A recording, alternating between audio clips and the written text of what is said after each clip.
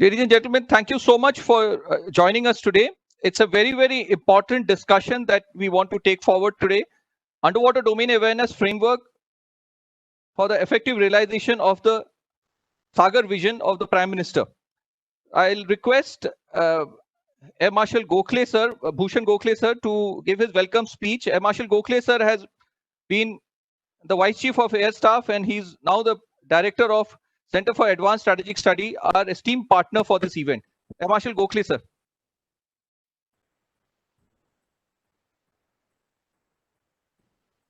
Good evening, everybody.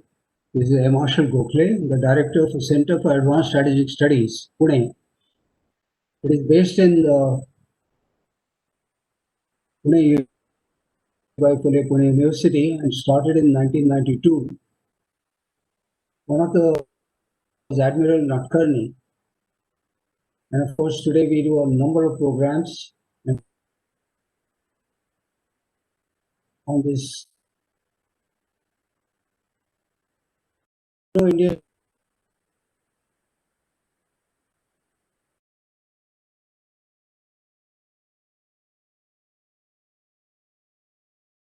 Honorable Prime Minister,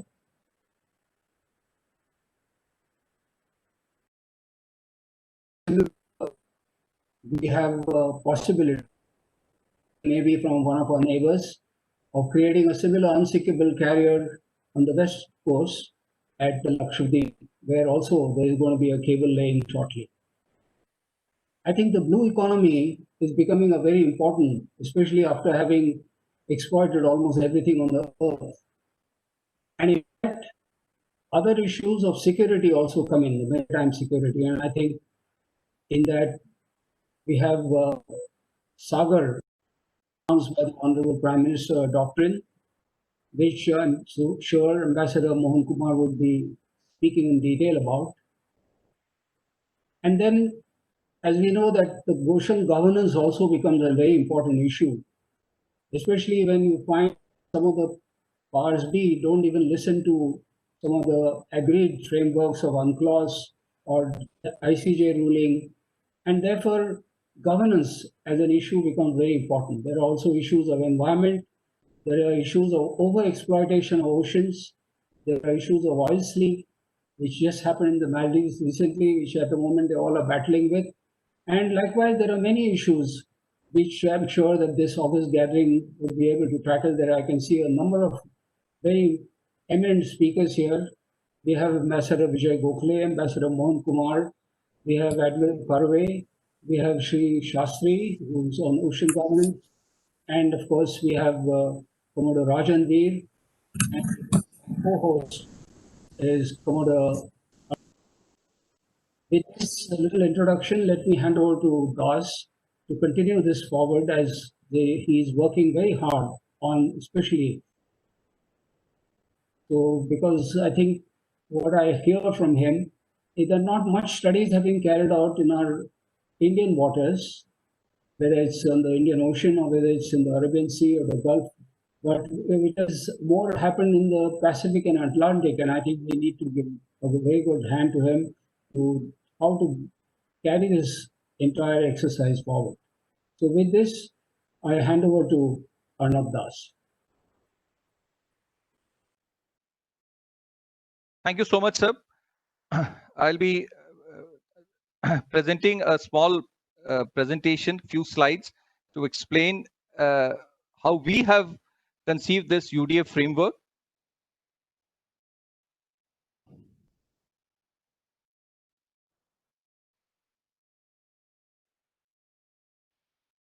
I hope everybody can see my slide.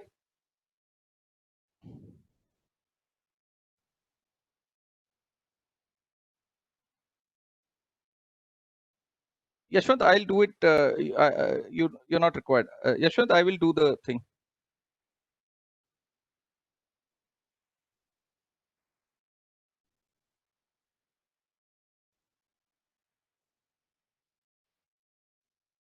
Can you see my slide? Sridhar, can you just prompt? Yes, sir. Yep. Thank you all for joining us. I'll be talking about the Underwater Domain Awareness Framework for effective realization of the SAGAR vision. These will be the points I'll try and cover in my presentation. Now, if you look at the 21st century, the entire maritime activities have shifted largely to the Indian Ocean region and the South China Sea. So this is a new global order, and we need to understand some nuances before we can look at an effective underwater domain awareness. The strategic relevance of IOR, I'll try and focus more on the IOR. We'll leave the South China Sea part to some later time. Now, economically, these are we have the major slocks. So energy security is a very, very important component when we look at the IOR and the trade routes. So the strategic relevance becomes very different. The second part is politically. These are volatile and most of the states here are pre-modern states. So the governance structure is not so matured. So there are extra regional powers which interfere and meddle in the internal and external affairs. So, and military intervention also becomes a very, very regular part of the entire strategic engagement. And we can also see that in the Indian Ocean region, there is significant increase in the proliferation of submarine operations. I mean, there are countries like starting from Myanmar to Bangladesh, Pakistan, and Malaysia, various other countries, which are really not so matured enough. And I think even in the Indian Navy, we know how complex it is to deploy submarines. We have some very senior people from the submarine arm, but it is, I think, a cause of concern where we have such massive increase in deployments, but the aspects of underwater domain awareness have not really achieved the kind of importance that it should get. And then there are issues of hardware and software. When I say hardware and software, because of the medium conditions or the tropical littoral waters that we have, the same sonar that performs very well in the temperate or the polar region doesn't give you the same performance. And in the absence of our indigenous efforts, we have not been able to achieve the kind of effective deployment that we expect.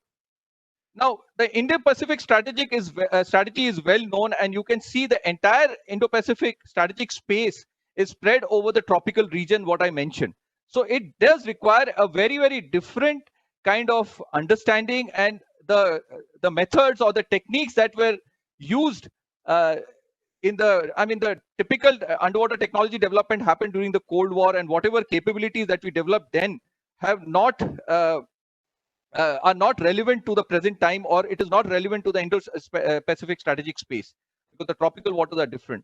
Now, if we just focus on this, the Quad has been formulated, and by and large, everybody understands that it has been a formulation to counter the aggressive rise of China. But we have seen how Quad has, and Quad is a recognized military alliance.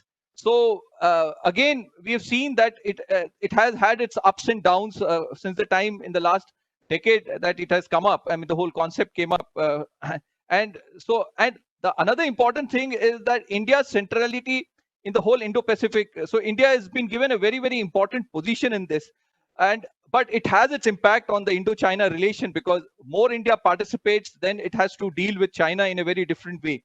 But what is important for us to understand is the Indo part of the Indo-Pacific. I mean, it's very good to be part of such alliances, but are we really kind of up there with the capacity and capability building that is required to be able to play a major role in that? And here I'm very specific. I'm not making a general statement. I'll try and justify what I mean by the Indo part of the Indo-Pacific.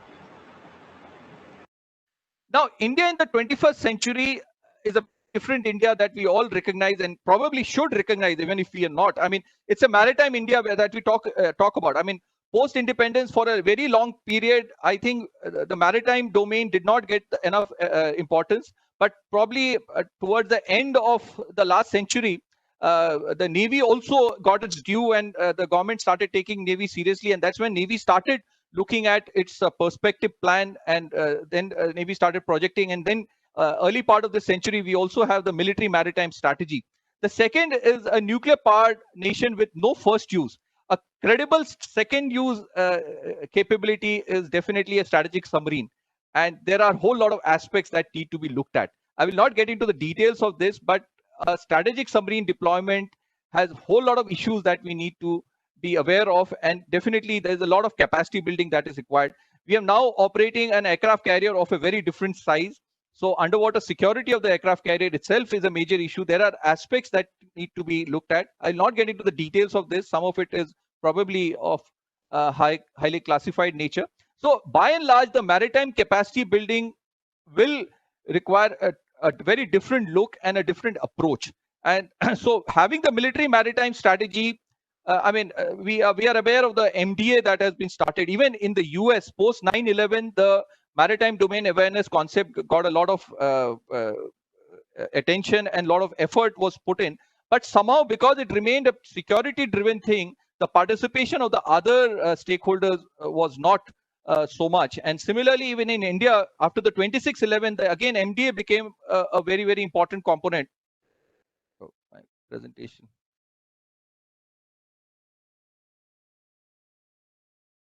So after the 26/11, even in India, we had this issue, and probably it again remained limited to the Navy and the security aspect of that. Now, coming to the SAGAR vision, it mainly does four important things. It acknowledges security concerns that exist in the Indian Ocean region. Second, it recognizes, security and growth for all in the region. Secondly, it recognizes tremendous economic potential that exists that the nation can harness.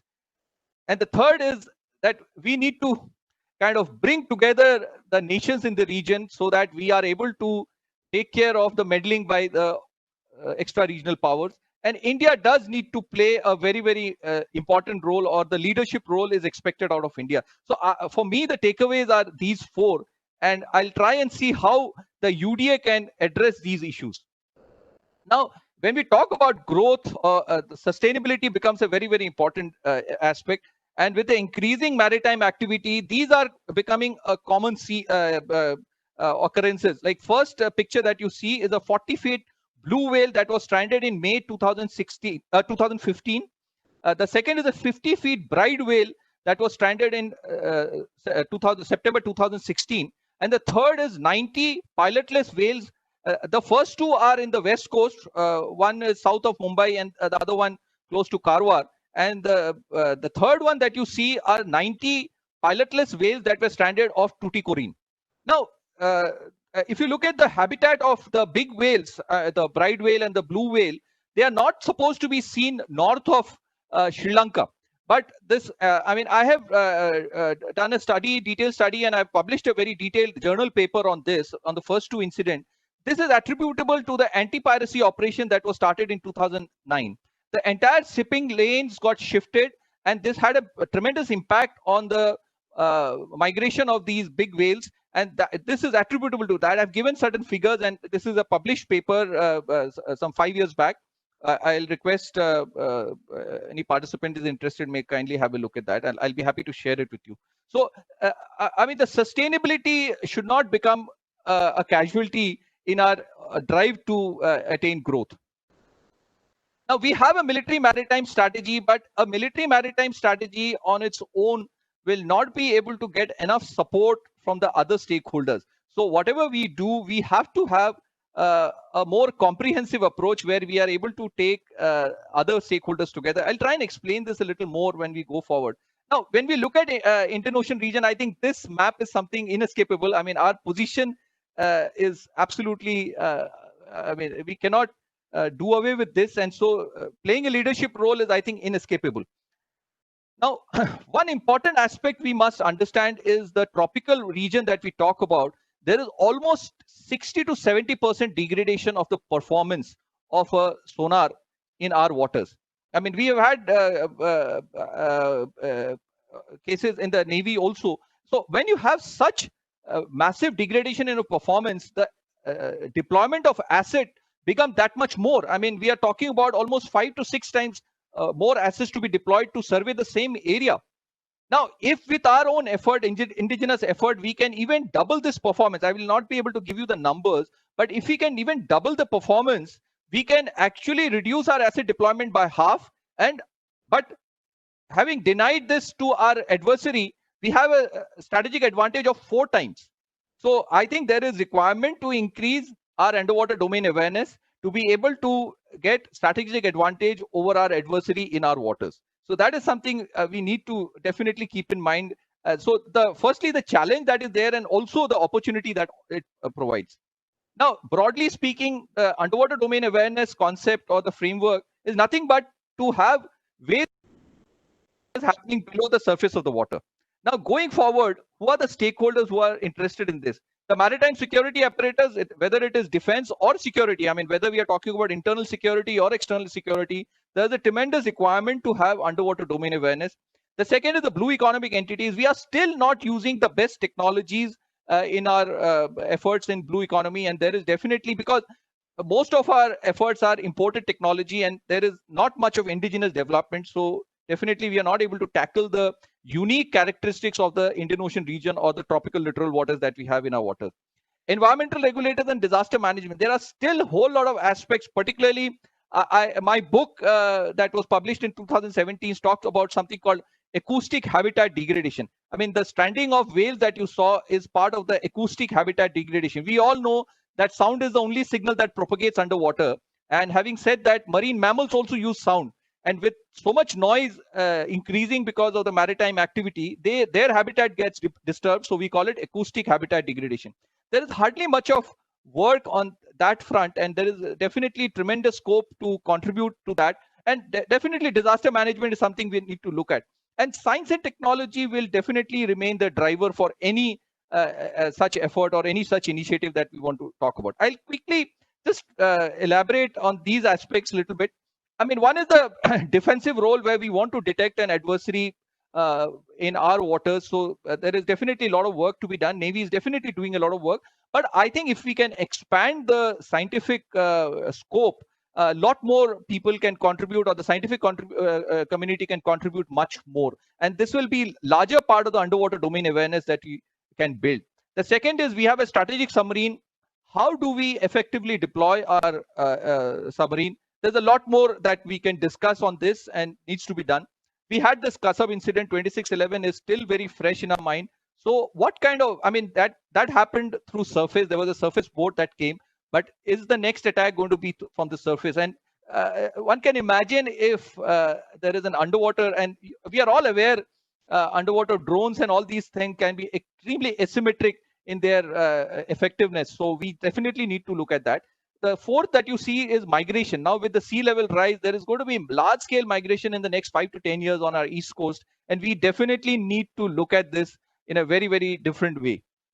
Second is looking at the blue economic aspects. Indian Ocean region is definitely the hub for energy security. So it builds up a lot of strategic relevance to that. So there is a whole lot of other geopolitical issues that come up. So we need to look at it very, very differently in our, I mean, the understanding of the underwater domain awareness becomes a very, very important component when we look at geopolitics and international relations. I will not dwell much on this, but this is an important area which needs to be looked at. The second is food security. We are increasingly looking at the sea for food. And one thing that needs to be understood is since 1996, there's a detailed research report that says that the fish stock is on the decline since 1996.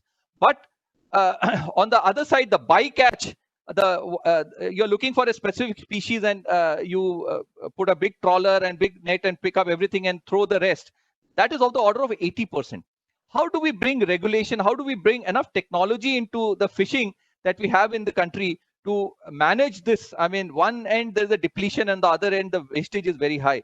Third is these strategic assets that we have, the oil rigs that we have. How do we protect them? What is their impact on the environment? There are a whole lot of underwater domain awareness aspects that we need to look at.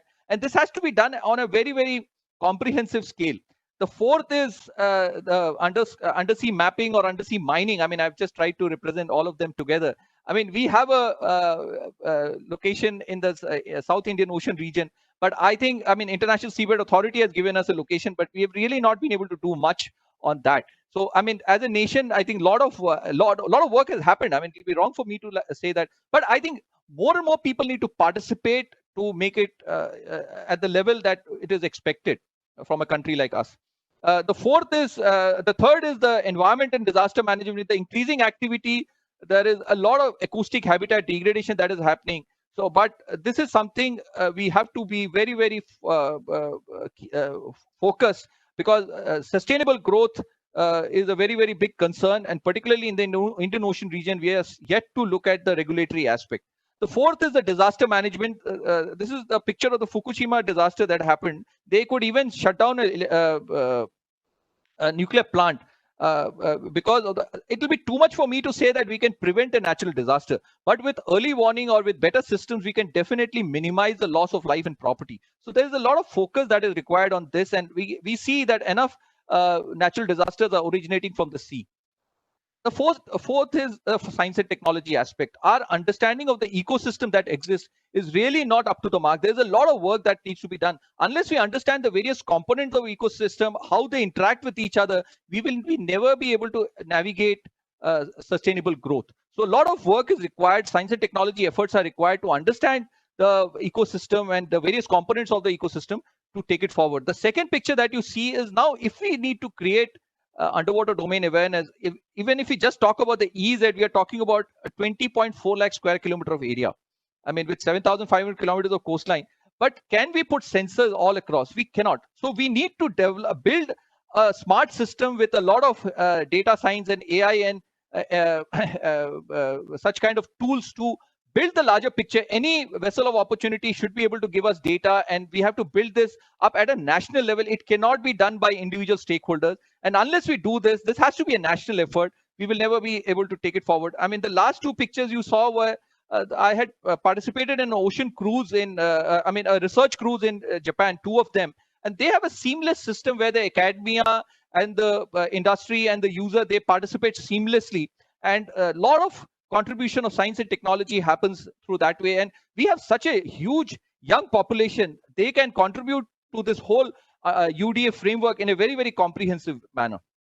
This is the main crux of our proposal. If you look at this cube, the four sides of the cube represent the different stakeholders. The horizontal construct, as I call it, the stakeholders will have their individual requirement, but the core will remain the acoustic capacity building. One is in terms of improving the performance of our sonars or performance of our acoustic survey, because acoustic survey will be the main component of any underwater domain awareness. How do we build this acoustic capacity and capability building? There are a whole lot of aspects to it. One is the sensor part, which we discussed. There is also a platform. I mean, how to use AUVs and underwater vehicles to get the inputs that are required.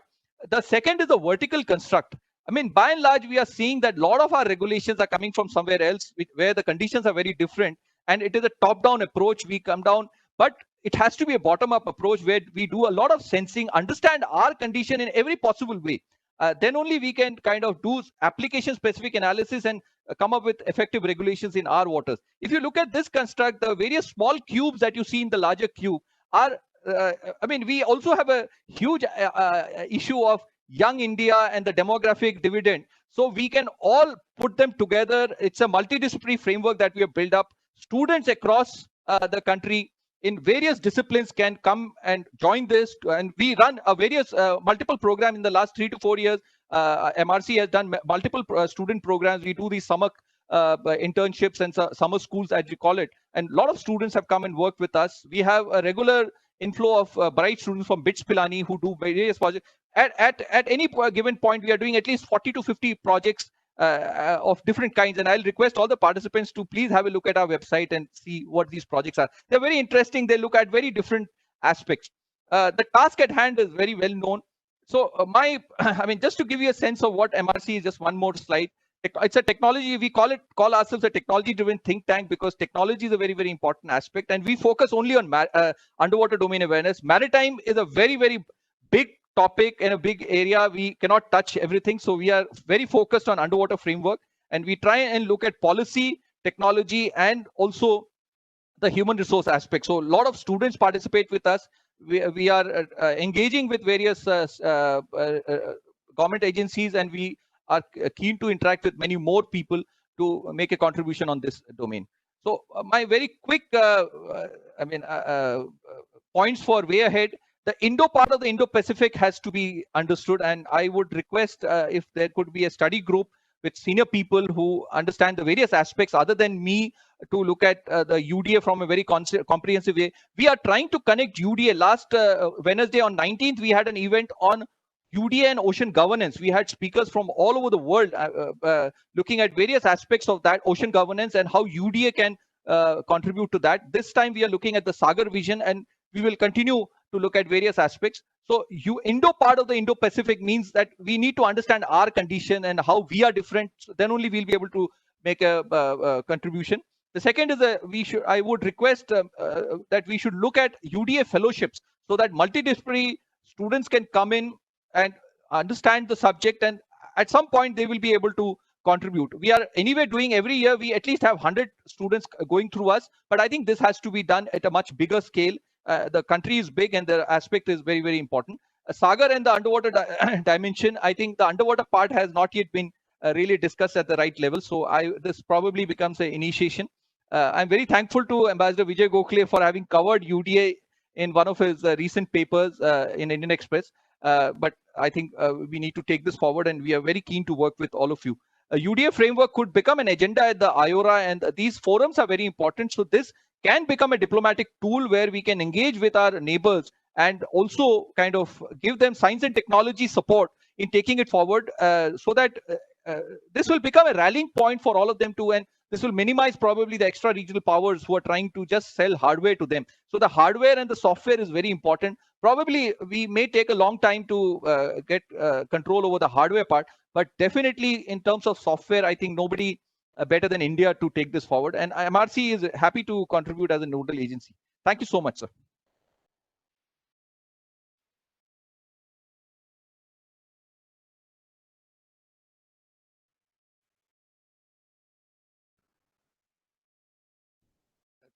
Thank you for your patient listening. I will now request Ambassador Mohan Kumar, sir, to come and make his presentation.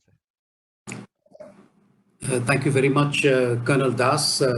Marshal Gokhale from the Center for Advanced Strategic Studies, my good friend and colleague, Ambassador Vijay Gokhale, and it's a real pleasure for me to be on the same panel as him, actually. So I consider it my honor as well. So it's very good to see him. And Excellencies, ladies and gentlemen, I don't know all of you, so I'm just addressing this to very eminent people. Now, one of the advantages of not being an expert in this kind of a technical area is that at least one is qualified to ask questions.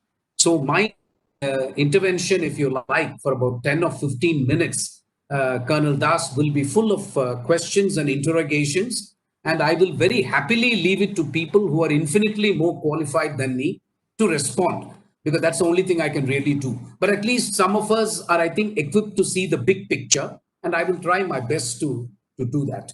So my first part, maybe 3 or 4 minutes on SAGAR, on the Indian Ocean region.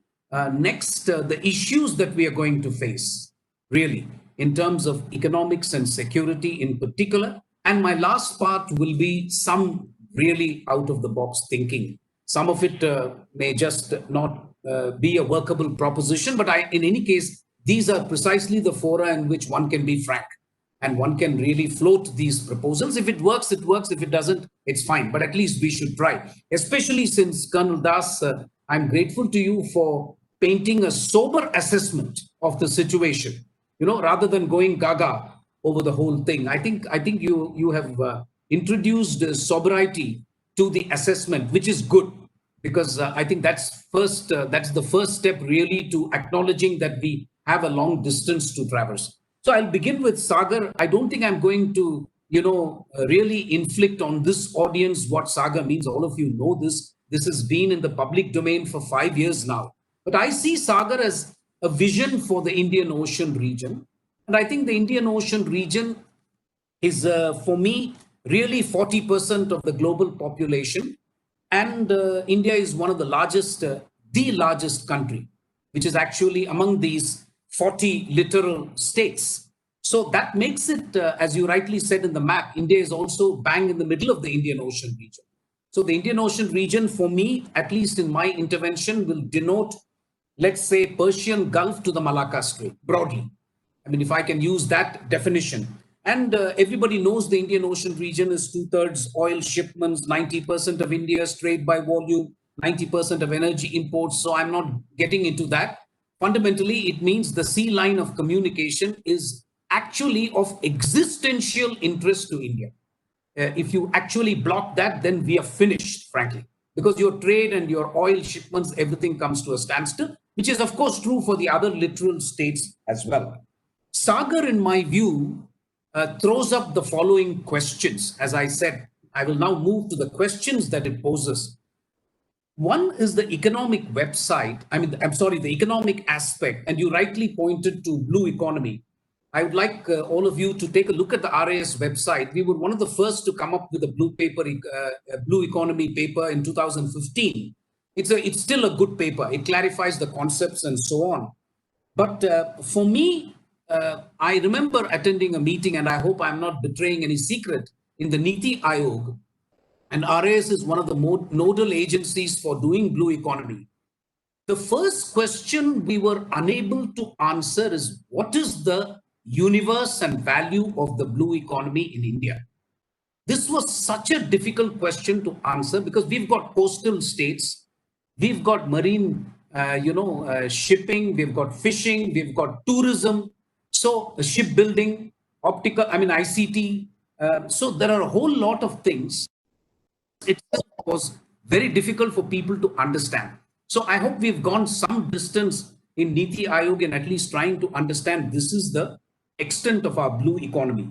You talked of fisheries, and that's going to be my first point. What will happen is, if we don't act fast, we will come under multilateral constraints. For example, this is an area I know, so I can tell you, you can be 100% sure there will be a multilateral agreement on fisheries subsidies by June 2021 at the WTO, whether you like it or not. This is the only deliverable in the WTO. This is the only multilateral agreement that is being negotiated. They are targeting illegal, unreported, and unregulated fishing, what they call IUU fishing. But that's not the issue for India. For India, two issues present themselves, and they're very difficult to resolve. One, the WTO is saying we don't consider India a developing country. So we are having a difficult time trying to tell the WTO that in the area of fisheries subsidies, we should be considered a developing country, not a developed country. On the other hand, we give enormous fuel subsidies in the area of fishing. And the WTO says these subsidies should be dramatically reduced. Now, you know the sorry state of our fishermen. If fuel subsidies is the only thing these people get, if you deprive that, your fishing industry will go for a 6. So these are the kind of questions that we should be ready to confront. And we have suggested in a working group in the Ministry of Commerce that we should immediately shift the subsidies from that of fuel to specific subsidies, because the developed countries also subsidize their fishing fleet, but they're not general. Ours is very general and it's fuel subsidies. So there are ways of fixing this and we should do it quickly.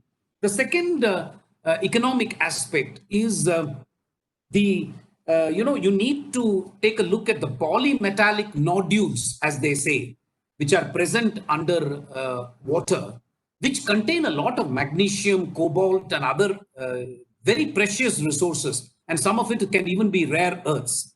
We haven't done much in terms of mapping these resources and finding out how much we can extract in what time frame. This needs to be done because these are our natural resources, at least those that are in territorial waters and EEZs. There is no issue. We should be able to do that. The third is obviously offshore oil production, which you talked about. I underline this economic dimension because by all accounts, in the year 2033, the Indian Ocean will have 21 countries which will be $1 trillion GDP or more, as opposed to the Atlantic Ocean, which will have only 12, and Pacific Ocean, which will have only 13. So the maximum number of economies with a GDP of 1 trillion and more are actually Indian Ocean. And these are the most dynamic economies that we have. I'm excluding China. We are talking about India and the other Indian Ocean littoral states. Some of them are doing extremely well, actually. So the next issue for me and the question is how to keep the sea lines of communication open. And very frankly, and let me introduce this idea. It has been suggested to us that we've got IORA, we've now become an observer of the Indian Ocean Commission, and of course, we've got our own Indian Ocean Naval Symposium. Respectfully, let me submit, these are not meant for security, and these are not meant for keeping sea lanes of communication open. What they are good is to promote humanitarian assistance and disaster relief, what is called HADR, and we can collaborate in the areas of anti-piracy and anti-terrorism. That we can do. But to expect these fora to help us in keeping our sea lines of communication open, I don't think so. So the question is, what does India do? I believe, and this again I speak under correction, I think we do not possess the ability to do this all by ourselves at this time. And I'm afraid if we wait to develop that capacity and do it, it will be too late. So we need to form alliances. And for me, the alliance between India, Japan, United States appears the most feasible one. I would add France as well. And I will return to this grouping later because we constantly have underestimated France. France has the largest Indian Ocean real estate in Reunion Island. And I think we should use them. We had a maritime dialogue with France in 2015. And we since have had 2 more dialogues. I don't know how willing France is. I remember having this curious conversation with the French for becoming an observer at the Indian Ocean Commission. And 2015, they told me, we don't, India is not French speaking. I said, you can't be serious because all the members of the Indian Ocean Commission were French, but China was an observer. So I made it a point to ask them, how come, you have China as an observer? They said, no, but they are constantly able to give us Francophone people. I said, don't worry. If necessary, we will send you half the population from Pondicherry, which can speak French. So that is not an issue. We can do that. Anyway, we have got the membership, but I looked at the membership closely to expect these regional fora to protect your maritime security interests. I'm not sure. This is a question we can discuss, but I'm not entirely convinced. So that brings me to the elephant in the room, the dragon in the room, whatever you want to call it. No such meeting is possible without a discussion of China. So let's honestly and frankly and candidly discuss it rather than brush it under the carpet. It seems to me that 2008 is the first time we saw Chinese presence in the Indian Ocean region. 2008 is the first time. In the name of anti-piracy, we saw some old vessels, I am told, in the Indian Ocean region. My view is that is when we should have reacted immediately, but we haven't. So that's fine. What is gone is gone. So what is really the Chinese challenge?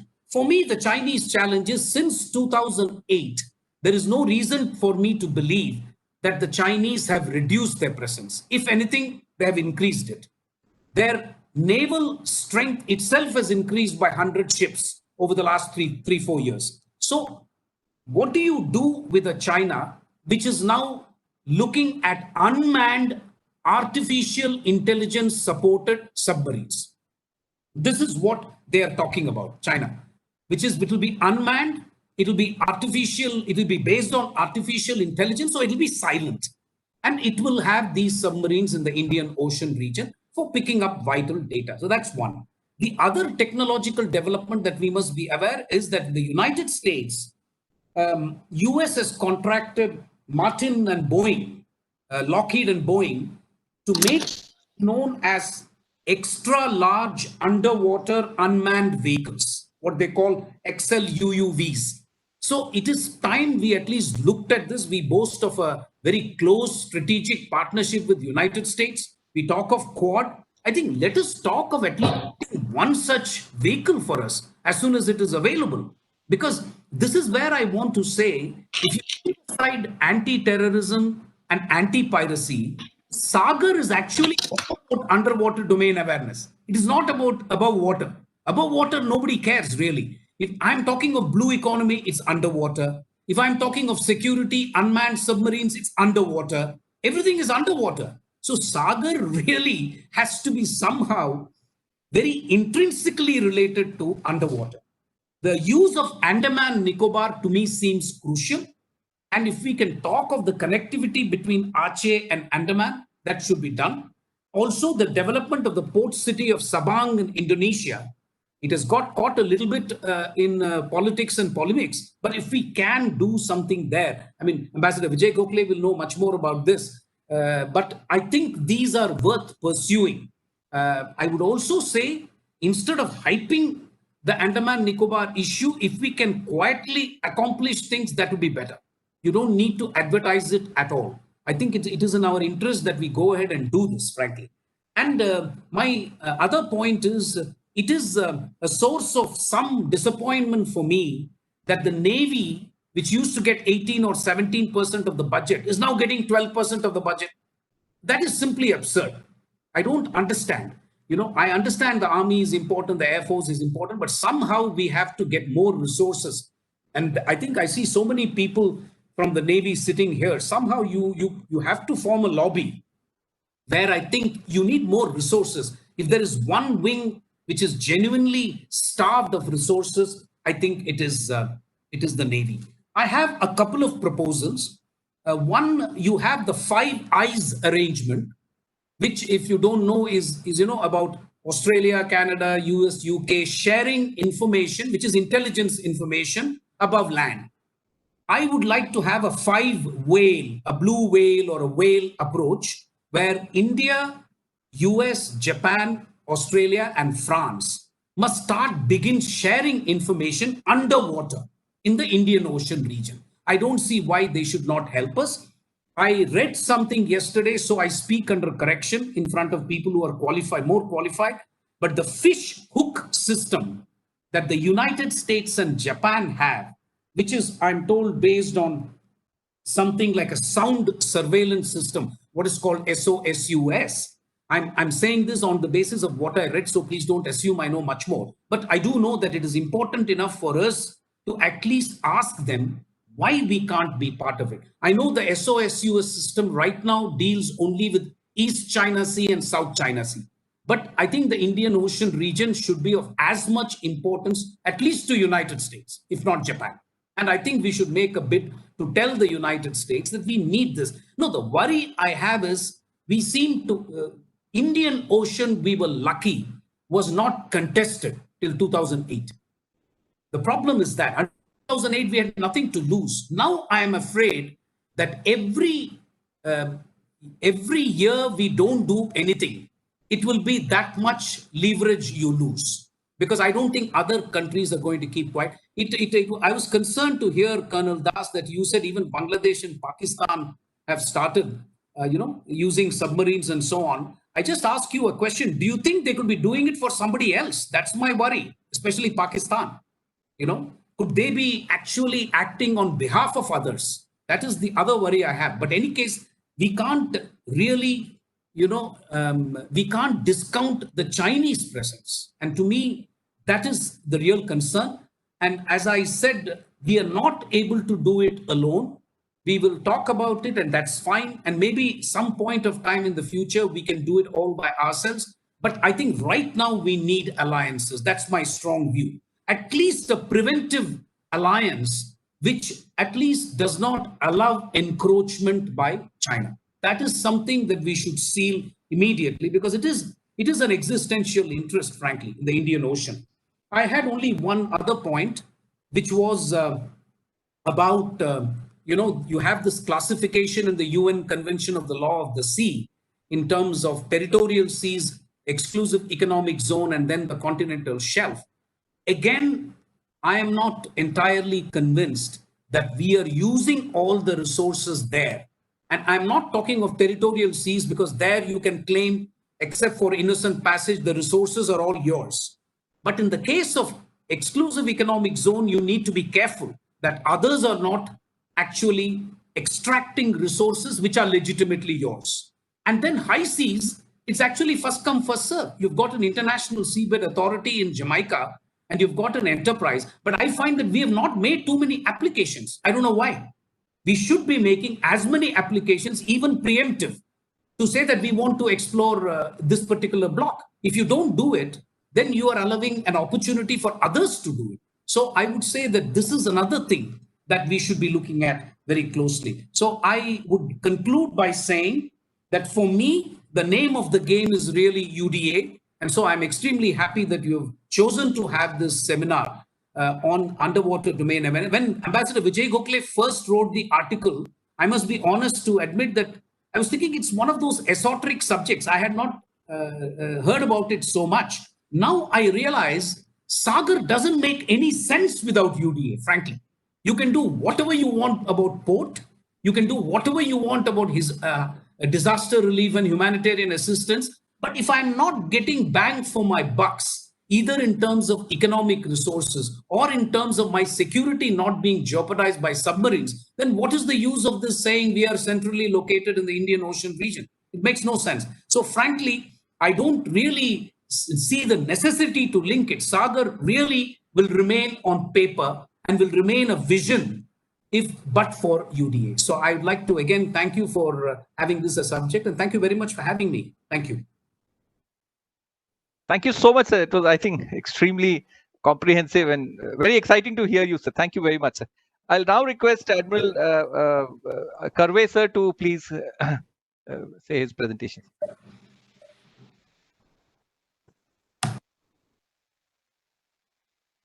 Can everybody hear me? Good afternoon, ladies and gentlemen. And 2 or 3 speakers have already spoken before me. But anyhow, let me start by first complimenting the Center for Advanced and the Maritime Research Centre for organizing this excellent webinar on underwater domain awareness. It is a concept that really needs to be accelerated, especially in view of the changing dynamics of international relations.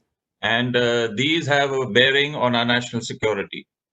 I'm really privileged to get this opportunity to express my views in front of a panel of distinguished speakers, such as a former Foreign Secretary, former Vice Chief of the Air Force, Chairman of the RIS, and also representatives of RSU and MEA, and of course, all the other very distinguished attendees. I'm sure most of the attendees by now will be familiar with what the concept of underwater domain awareness is. And because of the limited time, I will avoid talking of the technical details, but restrict myself basically to the security aspects, which is a very, very important aspect of underwater domain awareness, as certainly Ambassador Mohan Kumar has rightly highlighted. And therefore, let me take you back to the post-World War II era, when a world order defined by 2 power blocks emerged and gave impetus to the development and deployment of UDA systems. In the post-World War II era and the Cold War that followed and lasted until the mid-90s, the security issue of great concern to the world was nuclear war. How to prepare for nuclear war, and more importantly, how to avoid it, was a matter of overarching importance to superpowers and the power blocks or alliances that emerged. Effective nuclear deterrence was the annihilation from a nuclear holocaust. All variety of nuclear weapons and launch platforms were developed and deployed by the two power blocks, supported by equally diverse nuclear doctrines. Still, one could not escape the fact that one superpower could annul the nuclear capability of the other should there have been a nuclear exchange, except in one case, that is, if the capability was deployed on a submarine. The submarine was considered the most survivable platform in a nuclear exchange and was the ultimate instrument of deterrence through an assured second strike, and therefore for balance of power in an otherwise balance of terror situation. In any international crisis, the first question asked by any US president would always be, where are the submarines? The nuclear-propelled submarine carrying submarine-launched nuclear-capable ballistic missiles, or SLBMs, became the true goalkeepers of nuclear stability, but only so far as they remained unseen and undetected underwater during their patrol in the Atlantic or the Pacific Oceans. And thus began the quest for a system that could locate and track and thus checkmate even the SSBN, or the strategic submarine, leading to intense research and urgency to achieve success in the field of underwater domain awareness. The bloc that had a better UDA stood to have the final strategic upper hand for effective nuclear deterrence.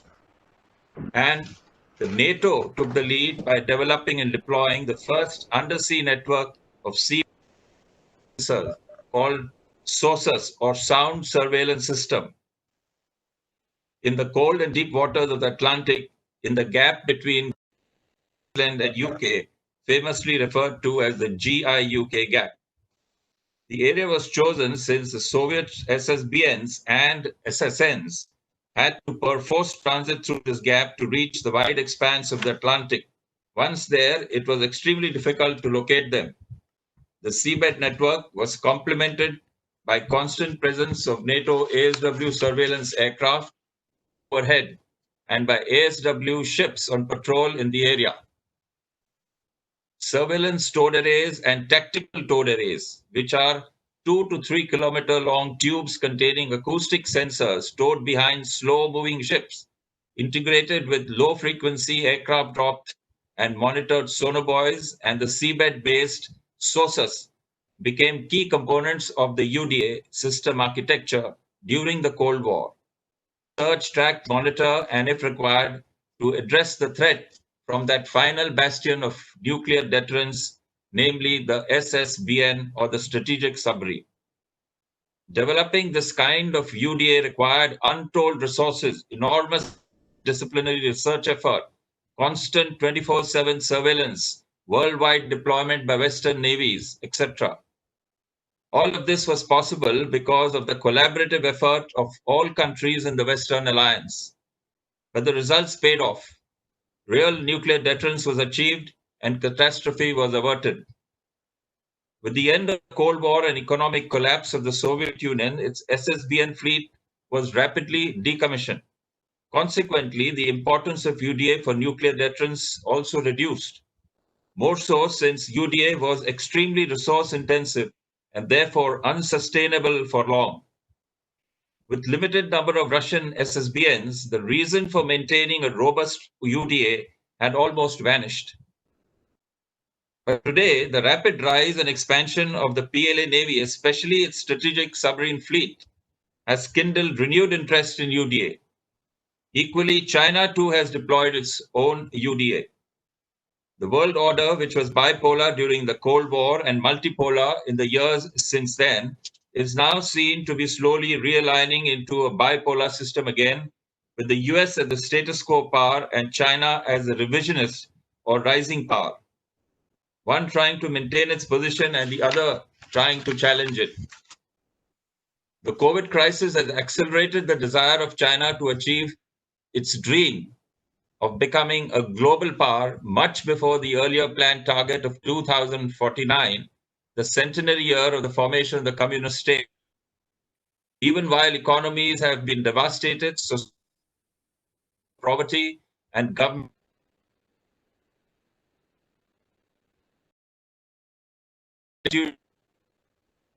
its faith to solve crises have displayed their failings. How effective will they be in future remains to be seen. The pandemic has also shown many countries behaving in surprisingly selfish ways. Multilateralism has failed the test of the pandemic challenge and has thrown up trust as the most valued commodity in international relations. In a recent talk at the ASEAN-India network of think tanks, the External Affairs Minister Dr. Jaishankar observed, and I quote, "The big issue that confronts the thinking world is not simply the state of the economy, the damage to societies, or the challenge to governance. It is actually a debate on the future direction of global affairs and what kind of world order or disorder we are going to live in," unquote. The world will never be the same again after the pandemic. Perhaps a new kind of Cold War may emerge after the pandemic is under control. China will continue its assertiveness and move towards aggressiveness in its dealings with all states. It has demonstrated this behavior in abundant measure even as the world was in the grips of the pandemic. We see it in the South China Sea, in the East China Sea, in Hong Kong, Taiwan, and of course in Ladakh and along our northern border. All these actions are facing a pushback by the affected countries and others, and is laying the foundations of a new grouping of states or strengthening of existing one. Clearly, the emerging world order will require rethinking by India on the many assumptions and understanding of China. China holds a starkly realist view of international relations as a zero-sum game, where lesser powers owe deference to more powerful states, and India's rise is to its detriment. India, on the other hand, approaches China as a fellow legatee of a classical civilization and therefore expects to be treated as an equal.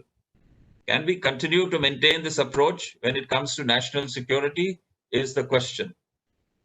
In this regard, we have to accept the overall strides and progress made, but especially in expanding its maritime influence in the South China Sea and the Indian Ocean. While the assertiveness of China in the South China Sea is well known, its influence in India's neighborhood and in the Indian Ocean region is what requires retooling of our foreign policy. We need to understand that managing this area of Chinese influence is not simply a function of telling others what to do, but being able to expend resources that deny space to China. Under the initiative of SAGAR, several projects have been commenced in the Indian Ocean Rim countries. These need to be designed to really deny China's growing influence. There is scope to do more in collaboration, not only with regional countries, but also with extra-regional powers. One such area of strategic necessity and collaboration is in underwater domain awareness. And let me explain why this is required. In recent years, as Ambassador Kumar has pointed out, especially since 2008, the PLA Navy has deployed its assets into the Indian Ocean regularly on the pretext of anti-piracy patrols, and this has now become permanent. In fact, it was for the first time after 400 years that the PLA Navy is being deployed in the Indian Ocean region in such a continuous manner. Today, warships, scientific research ships, missile track ships, satellite monitoring ships, intelligence ships, fishing militia are all present in the Indian Ocean always. Djibouti has become China's first overseas military base ever. Today, PLA Navy's nuclear attack submarines are present in the Indian Ocean region for nearly half the year. They remain underwater throughout their deployment and have the luxury of using Karachi, Gwadar, and Colombo as ports of call. A submarine support ship also accompanies the submarine. Regular deployments of the nuclear attack submarines in the Indian Ocean region gives them invaluable exposure to the tropical water conditions in which they will have to operate. This has bearing on our maritime security. These nuclear attack submarines have several advantages over the conventional. High speed of transit is one of them. Ability to remain underwater for several weeks without coming to surface is another. With 6 attack submarines already in service and more planned for induction, we can expect these to be deployed on a continuous basis in the Indian Ocean region. When it comes to the strategic submarines or SSBNs, China presently has 6 Jin-class submarines with the 7,400 kilometer range JL-2 ballistic missiles. Totally 8 are planned. It may not be necessary to deploy these into the Indian Ocean, but if required, the older Han class with shorter range missiles could operate in the Indian Ocean.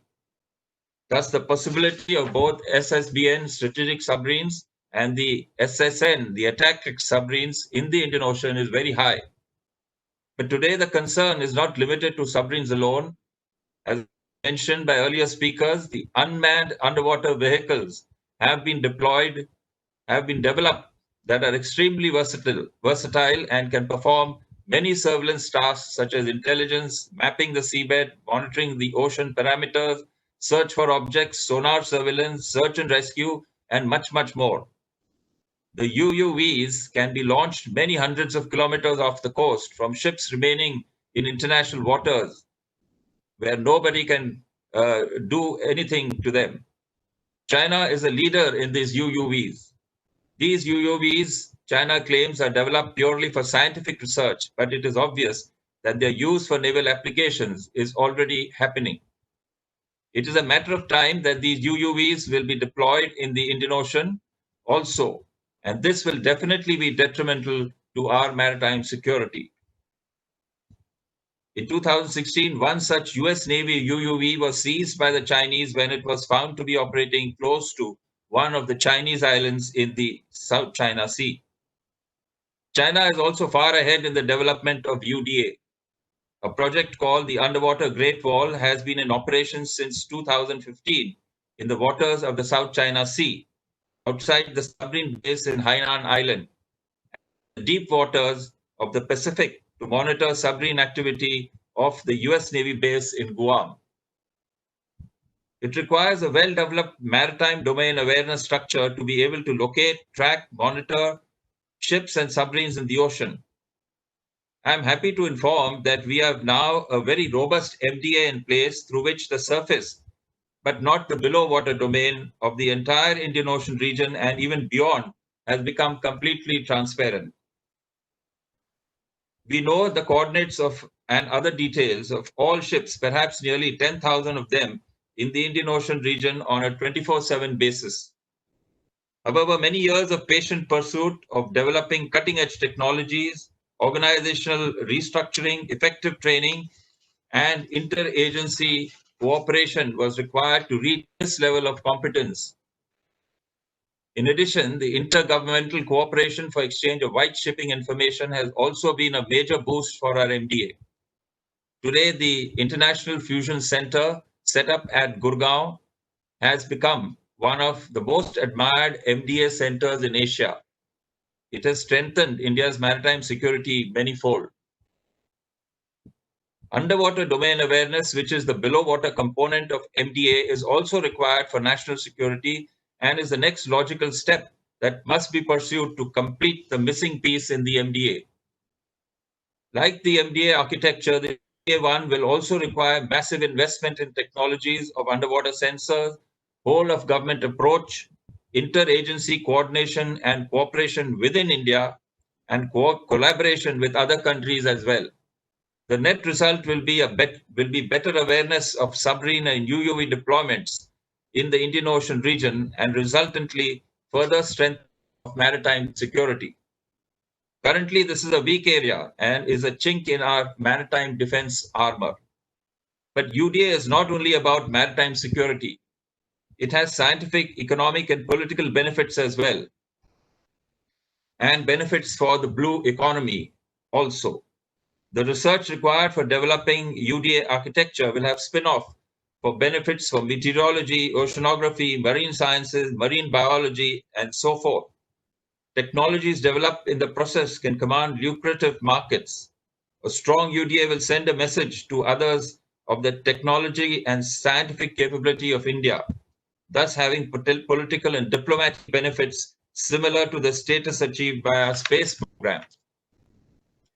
UDA is a complex, multidisciplinary, multi-agency, strategic level activity. If we do a scan of where we stand in the quest for UDA, we see that already existing national capability has potential of being absorbed into the UDA concept. For example, the Indian National Centre for Ocean Information Systems, INCOIS, and the National Institute of Ocean Technology, NIOT, have developed a system of deep ocean buoys that are currently deployed in the Indian Ocean for meteorological data collection, oceanographic information, tsunami warning, and research. The NIO has carried out research in ocean sciences that may have some utility for UDA. DRDO has 3 laboratories exclusively for underwater technology development. Sonars, underwater systems, and propulsion for underwater craft have been developed by these labs. Bharat Electronics has technological competence in manufacture of underwater acoustic systems. Both nuclear and conventional submarine construction is being done by our shipyards, and UUVs can be also manufactured. The Navy has several years of experience and expertise in deploying all variety of underwater technologies. It will be able to gainfully exploit the UDA system for national security and for strategic advantage. Any future UDA system for our requirements will have to involve all above existing organizations, and a whole of government approach is required for realizing the end goal. The project must be accorded a strategic status with approval and separate funding from the highest levels of government. An effective UDA will be a strong deterrence for strategic defense. While the country has invested heavily in building a ballistic missile defense architecture for defense against overland missiles, the sea-based deterrence against submarines that launch ballistic missiles is currently absent. Developing a UDA system indigenously and deploying and operating it independently is desirable to maintain our strategic autonomy. Nonetheless, it may be necessary to review this approach as far as UDA is concerned. Advanced technologies not available indigenously are required in developing the complex UDA architecture, and high cost of UDA may limit the total sea area of concern that can be covered. Both these issues could result in which cannot result in gaps and cannot be bridged by indigenous effort alone. Cooperation and assistance from other powers is a route that could be explored. Of late, the idea of Quad, which is a grouping of India, the US, Japan, and Australia, has gained greater acceptance in strategic circles in India. UDA is a subject of potential cooperation between Quad countries for achieving the common goal of the free and open Indo-Pacific. Information exchange and sharing of best practices in respect of UDA can be a worthwhile cooperation action point for Quad countries. The importance of UDA has been articulated in many fora thanks to the untiring efforts of MRC. I feel the time has now come to start work on its implementation. If I were to recommend a framework for the development of UDA, I would suggest that, firstly, the concept and acceptance of necessity should be given the go-ahead by the National Security Advisor as a national strategic project. Secondly, UDA must be steered as a mission mode. Thirdly, the project will necessarily have interagency and inter-ministry or departmental involvement. Hence, a lead ministry or a department must be identified as the nodal coordinator for the project. Fourthly, being a multidisciplinary science, academia and industry must be involved ab initio, and work share must be clearly identified. Fifthly, academia and industry must collaborate and have joint ventures with their counterparts in the West where required. In this regard, the Quad countries can be considered as partners. Sixthly, appropriate budgetary provision must be ensured for its development, deployment, and long-term sustenance. Finally, the spin-offs on this project must be identified early on so that other agencies and industry can benefit from it. In summary, that the world order will see major realignments and regroupings in the post-era. The assertiveness and aggressiveness of China is the catalyst for this. It is China's dream to become the true Middle Kingdom and a global power. The PLA Navy is vigorously pursuing its plans for the Indian Ocean region, including setting up permanent bases, submarine and ship deployments. While our existing MDA is well developed, its underwater aspect is weak. UDA can overcome this, but requires a strategic level, whole of government approach with appropriate funding and long-term vision to succeed. UDA is required for strategic deterrence and national security and for other scientific and research tasks as well. The ongoing security situation has provided the necessary rationale for investing in UDA. It's time that this is done. Thank you, gentlemen, for a patient hearing. Thank you so much, sir. It was certainly a very, very comprehensive perspective on the military aspects. Our next two speakers, unfortunately, Professor Vimal Patel, sir, had to attend a cabinet meeting. It was a last minute thing that came to him yesterday. So we have recorded his speech and we'll be playing his speech. And also our keynote speaker, Commodore Sudhir Singh, who's the Director, Disarmament and International Security Affairs. Even he's not able to attend because there was a meeting at the MEA which he had to take. So we'll be playing both the speeches one after the other now. Very good evening, friends. At the outset, I would like to thank Commander Arnab Das and my colleagues from Underwater Domain Awareness for this very important program. It is my privilege to speak about the role of academia in underwater domain awareness. Friends, two important news capture immediate attention of UDA academicians and researchers. First, India laid 2,300 kilometer undersea optical fiber cable connecting Chennai and Port Blair on August 10. This new network will enable delivery of faster and more reliable mobile and landline telecom services to Andaman and Nicobar Islands at par with other parts of the country.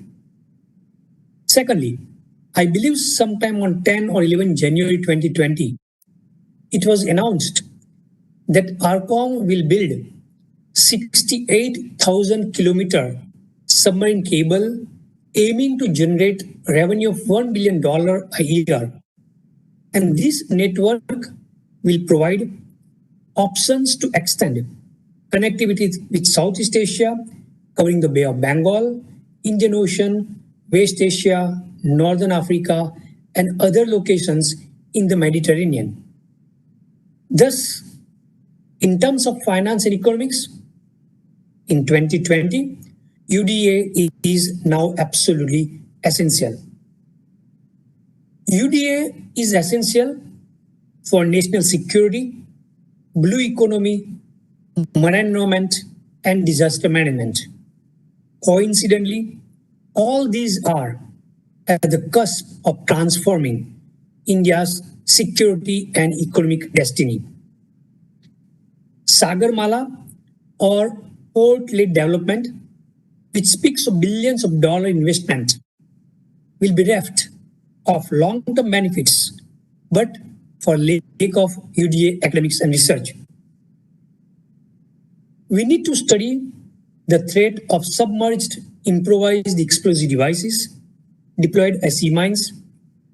We need to be aware of unmanned underwater vehicle and unmanned combat underwater vehicles.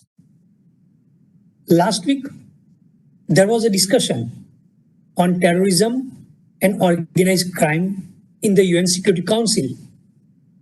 And it reminded me that the maritime autonomous vehicles can become precise vehicles for a variety of purposes, including smuggling purposes. We are aware that semi-submersible vessels with crews are already being used for this purpose. And therefore, it would seem a natural progression to deploy underwater MAVs for similar purposes. Be it naval defense planning, law enforcement, or marine environment, intelligence gatherings and surveillance are key missions associated with MAVs. India may be required to conduct remote mine hunting system whereby it can use an underwater MAV for identification of mines. One can recall similar experience of USA in Khor Abd Allah Channel in Iraq. Floats and gliders may be subject to the regime of marine scientific research as set out in United Nations Convention on Law of the Sea. But questions are prompted as to whether they are conducting marine scientific research, or the data gathered is for defense or operational purposes. The reality of this conflict was evident sometime in 2016 when China seized a US underwater MAV launched from US Navy, Bowditch. James Casca and Raul Podrizo from US Naval War College then argued that China's actions were unlawful on the basis of, first, that the China's capture of the drone violated 3 norms of international maritime law and UNCLOS. They argued that the drone was a US vessel and its seizure showed a willingness to openly steal American property operating legitimately at sea. Secondly, they argued that China's action was all the more blatant because the US vessel enjoyed sovereign immunity status. No foreign nation may purport to assert legal jurisdiction over it, according to them. And the third, the capture was further evidence of China's penchant for disrupting freedom of navigation on the high seas, despite Beijing's repeated assertions that it has never interfered with the freedom of navigation in the South China Sea.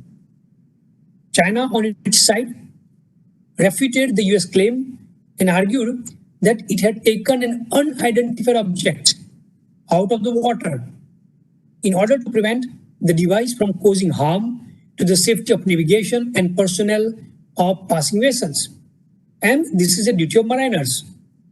China, according to Article 94 of the UNCLOS, that is duties of the flag state, it said every state shall take such measures for ships flying its flag as are necessary to ensure safety at sea. After verifying that the device was an American underwater vehicle, China returned it, and China Defense Ministry again argued that it was out of water, and it was its perspective that the removal of the drone from the water was not a theft, and neither was it evident of China's penchant for disrupting freedom of navigation. China argued that it was one of the duties with regard to the safety of navigation. Perhaps this controversy can be put to rest by a plain reading of UNCLOS Article 258. It provides that the deployment and use of any type of scientific research installation or equipment in any area of the marine environment shall be subject to the same conditions as are prescribed in the Convention for the conduct of MSR in any such area. That is the consent regime. Relevant questions are whether the sovereign immunity clause extends to drones or any and all equipment deployed from state vessels. Does it apply, for example, to United States? Because as we all know, US has not ratified the UNCLOS. Did the Bowditch, by deploying the drones in the vicinity of another vessel in, for example, the EEZ, violated the duty to exercise due regard for the rights of other states? That is, the duty not to present a potential hazard to navigation. And if the UUV was being used for military or hydrographic research under the guise of scientific research, was it an abuse of rights, which is a violation of UNCLOS? If a marine autonomous vessel is a vessel or a ship and engaged in surveillance, the diverse passage regimes under the UNCLOS are relevant. An underwater MAV is required to surface in the territorial sea when exercising the right of innocent passage. Ships engaged in innocent passage, as we all know, may not launch, land, or take on board any military device which might include MAV. Surveillance by MAV, whether underwater, surface, or aerial, would constitute a violation of the right of innocent passage under Article 19 of the UNCLOS, as the lack of master or commander and a crew on board can make no difference in assessing the activities of a vessel and whether they prejudice the peace, good order, or security of the coastal state. Equally, a coastal state could not prevent the passage of MAV simply based on its lack of crew on board. UDA is important for detecting and tracking underwater intruders in harbors to provide an element of protection for ships. Harbor infrastructure, nuclear power plants, which are quite a few in case of India, and so forth, against terrorist attacks carried out from underwater.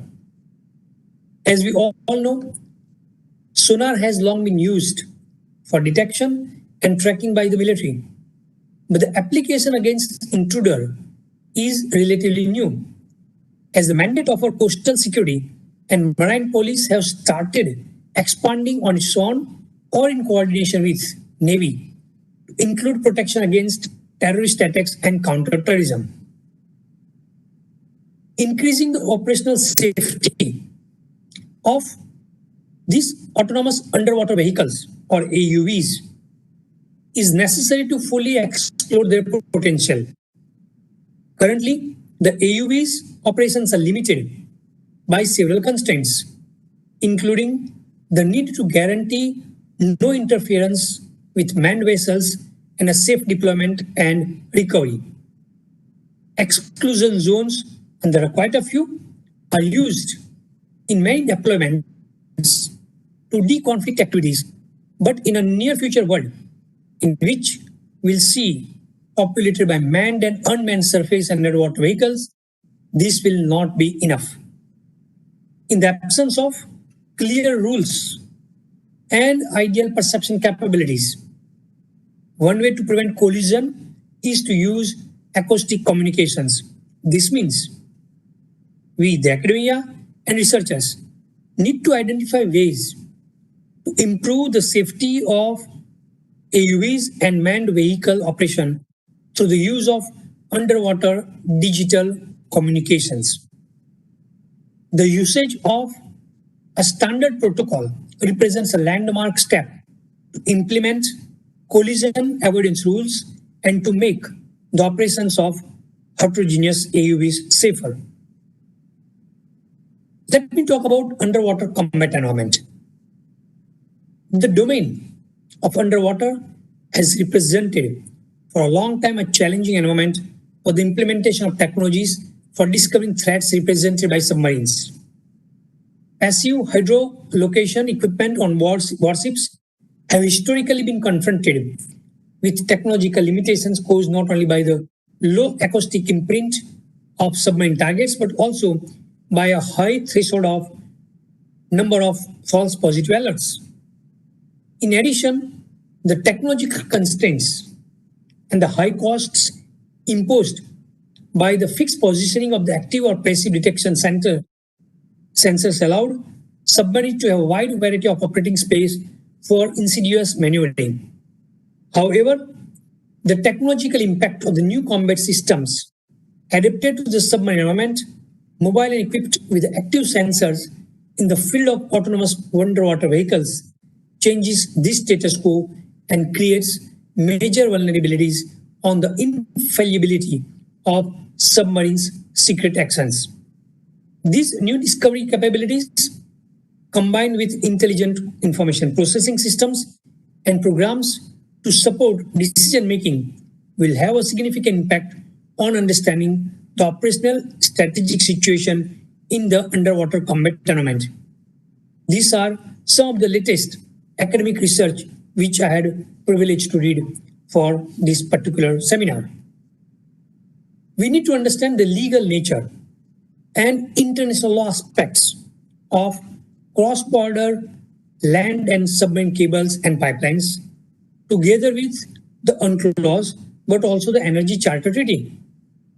Keep in mind, besides this international law, private law aspects such as contracts, insurance, and also price will come into play. A number of legal issues concerning submarine cables and pipelines are recognized as deficiencies of the current legal framework in India as well as the world as a whole. States enjoy, indeed, the rights of laying and operating submarine cables and pipelines. Whereas we all know in the territorial sea, the coastal state can determine the conditions for laying and operating and imposing tax on as transit fees in the continental shelf and the EEZ. And the coastal states can only object to such undertakings if they seriously obstruct the rights of exploration and exploitation of the natural resources of those areas. Stability of the operation and legal certainty are necessary to promote huge investments necessary for the construction and commencing of such projects.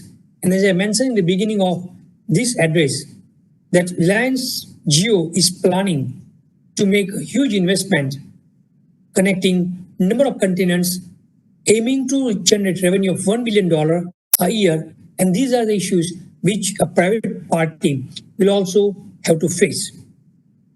The UNCLOS and the Energy Charter Treaty aim to ensure, both on the land and in the sea, full legal protection and undisrupted, non-discriminatory flow of the energy products. Although not all possible legal questions have been resolved or can be resolved by these treaties, UNCLOS and ECT do provide clear legal framework for the successful construction and operation of land and submarine cables and pipelines, having in mind the interest of both the state and the private business such as Reliance Jio. Of course, India is not a party to the Energy Charter Treaty, but partners with whom India as a state and the private entities extensively undertake are members of the Energy Charter Treaty, and that one has to keep in mind. Prohibited purposes. If you read Article 56 of the UNCLOS, it says it does not limit actually the artificial islands and installations constructed for non-economic purposes. The question comes, can a foreign state be entitled to place an installation for military purposes in the EEZ of a foreign coastal state? As autonomous and unmanned underwater technology becomes more sophisticated, there are all possibilities that states can put such installations in the continental shelf and the EEZ of coastal states. On one hand, one can say that those installations will meet the requirements of UNCLOS, but these technologies can also give rise to a number of military applications. And how to address those concerns? And here, as I said, the conflicting interpretations of UNCLOS would come into play, as also argued by James Casca and Raul Pedroso in their International Maritime Security Law book. Another major important domain is the marine environment. UDA is also important for marine environment. We all know that underwater sound produced by Navy sonar can harass and kill marine mammals. Repeated use of sonar in breeding and feeding grounds, continuing over a number of years, can drive marine mammals from the area and making it harder for them to produce their species. This means our Navy, our operations have to take necessary steps to protect marine life from the potential impact of sonar. I believe our Navy will be exercising caution when operating in areas likely to contain marine mammals and implementing a series of mitigation measures to minimize potential effect on marine mammals.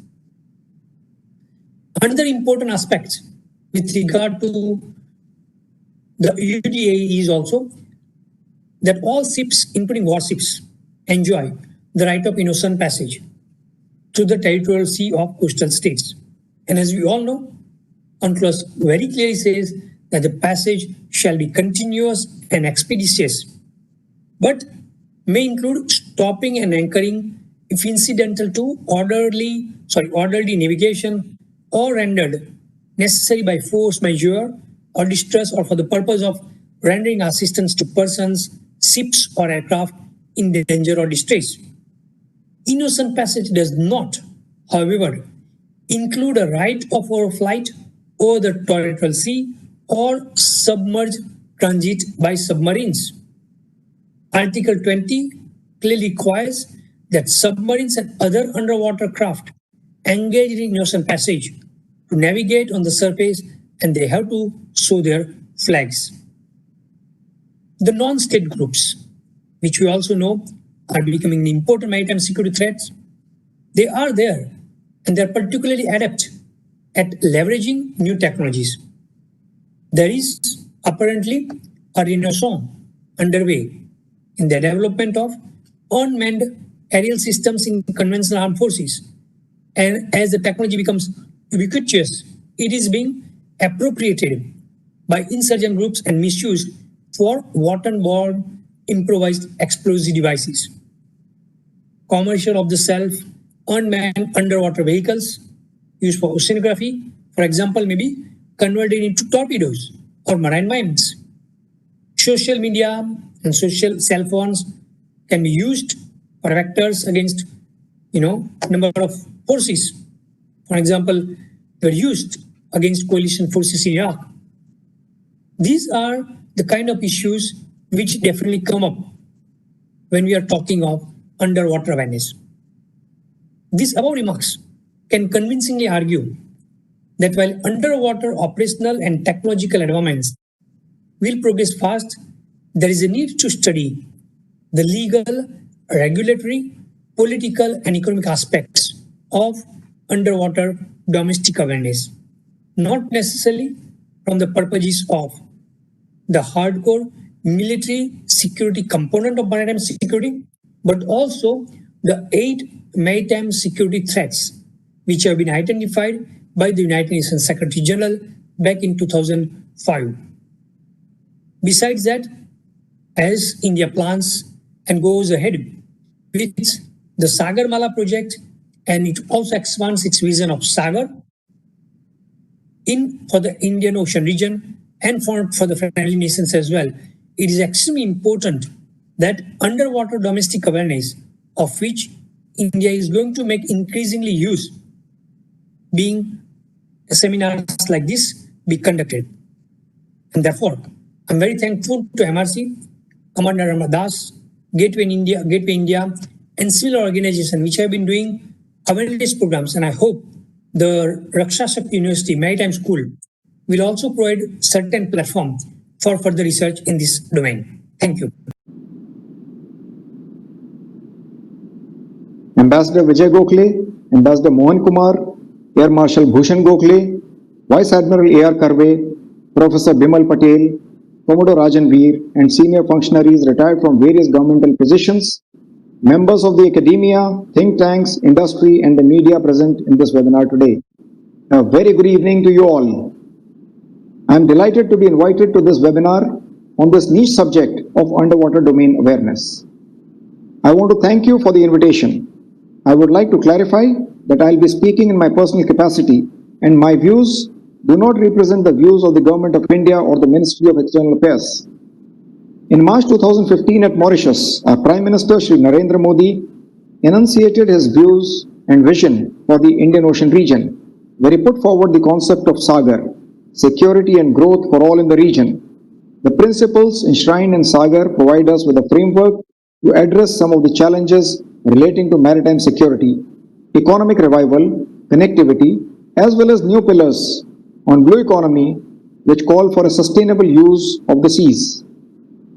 In June 2018, the Prime Minister in his keynote address at Shangri-La Dialogue stressed on our SAGAR vision, and in November 2019, during the East Asia Summit, he launched the Indo-Pacific Oceans Initiative IPOI in line with the Sustainable Development Goal 14 with its 7 pillars, namely maritime security, maritime ecology, maritime resources, capacity building and resource sharing, disaster risk reduction and management, science, technology and academic cooperation, and trade, connectivity and maritime transport. We promote a free, open, inclusive, transparent, rule-based, peaceful and prosperous Indo-Pacific region, where sovereignty and territorial integrity and the application of international law, especially UNCLOS, are assured to all states equally. Let me now shift focus to the maritime domain awareness. As per the definition by IMO, MDA is the effective understanding of any activity associated with the maritime environment that could impact upon the security, safety, economy, or environment.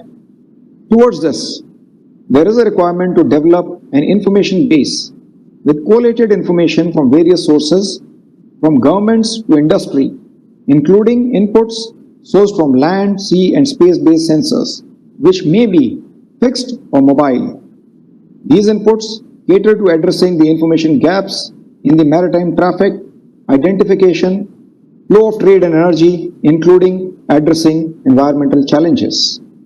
Since 2011, the 2008 Mumbai attack, we have reviewed our coastal security and preparedness, including assets, resources, manpower, and organization. MDA has appropriately been enhanced through streamlining information from national resources as well as inputs from various white shipping from international organizations and countries, and setting up of IMAC in November 2014 and IFC-IOR in December 2018 at Gurugram. By extrapolation, it appears that the underwater domain awareness is the underwater part of the MDA, which seeks to address the information gaps in addressing maritime security and environmental security challenges. However, that is not so in its entirety. The underwater domain is a far complex arena where, unlike over the oceanic surface, the electromagnetic waves are strongly attenuated with limited utility in terms of communication and radar technology, and require sound energy propagation and other sources for data collation through complex algorithms embedded in fixed underwater sea equipment, buoys, vessels, towed arrays, underwater autonomous vehicles, complemented by surface, air, and space-based sensors. This underwater domain has a military application in terms of domain awareness of friendly and unidentified underwater craft, including submarines, autonomous vehicles, submersibles, frogmen, mines, and torpedoes. There are also other and more benign discussions which could come under the ambit of UDA, which have a very strong impact on our quality of life and pose an existential question. Towards safety of navigation, the UDA could be cross-cutting in terms of resource sharing to include study and knowledge of underwater tectonic movement, generation of tsunamis and cyclones, and appropriate warning systems for the fishing and shipping, which could be equally beneficial to the populace and tourists in the coastal areas. Hydrography, which provides for appropriate electronic and paper charts depicting the bottom profile, including shallow waters, nature of bottom, wrecks and underwater dangers, etc., are essential for safety of navigation and would form an essential part of the UDA. In 2019, Spanish authorities captured a narco submarine in the Eastern Atlantic, more appropriately described as a self-propelled semi-submersible or low-profile vessel, SPSS or LPV for short, which was over 65 feet long, had a single screw, and capable of transatlantic journeys used to transport drugs. The border and policing agencies at the national and international level have to remain on top of the curve through appropriate resources, technologies to address such challenges. Oceanography, which would include studying the pattern of ocean currents, climate change, its effects, geology of the ocean floor, ocean acidification, impact on marine life, ecosystems, and biodiversity, and needs a thorough examination and may be considered under a common overarching ambit of UDA towards a framework and policy formulation. The coral reefs, one of the richest ecosystems on the planet, support about a quarter of all marine life, rivaling the rainforest in terms of diversity. Studies estimate that global warming by just 2 degrees would result in the death of 99% of the corals, and this loss of habitat further would have a devastating impact on marine life across interconnected ecosystems. Ocean acidification occurs when carbon dioxide is absorbed by seawater and reduces its pH value. Continued ocean acidification results in underwater saturation of calcium carbonate-like minerals, which is critical building block for marine life, for calcifying organisms to build their skeletons and shells, and is an emerging global problem. Its impact cascades to the marine food chain and affects the overall structure of marine ecosystems. With the pace of ocean acidification accelerating and marine food chain and ecosystem permanently altered, scientists and policymakers have an urgent task at hand. Overfishing and loss of fishing ground is endangering the ocean ecosystem, and the effect will directly be felt by billions of people relying on seafood as the key source of protein. This would require regulation and management at the national and regional level. In the underwater domain, there are new and emerging technologies which would permit harnessing energy from the ocean. One such technology is the Ocean Thermal Energy Conversion, OTEC, which has the potential of generating electricity from the natural thermal gradient of the ocean, especially in the tropical region.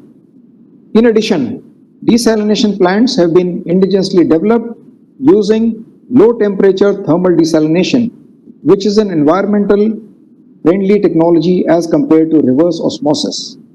The LTTD plants can be made self-sustaining by powering them through the OTEC technology.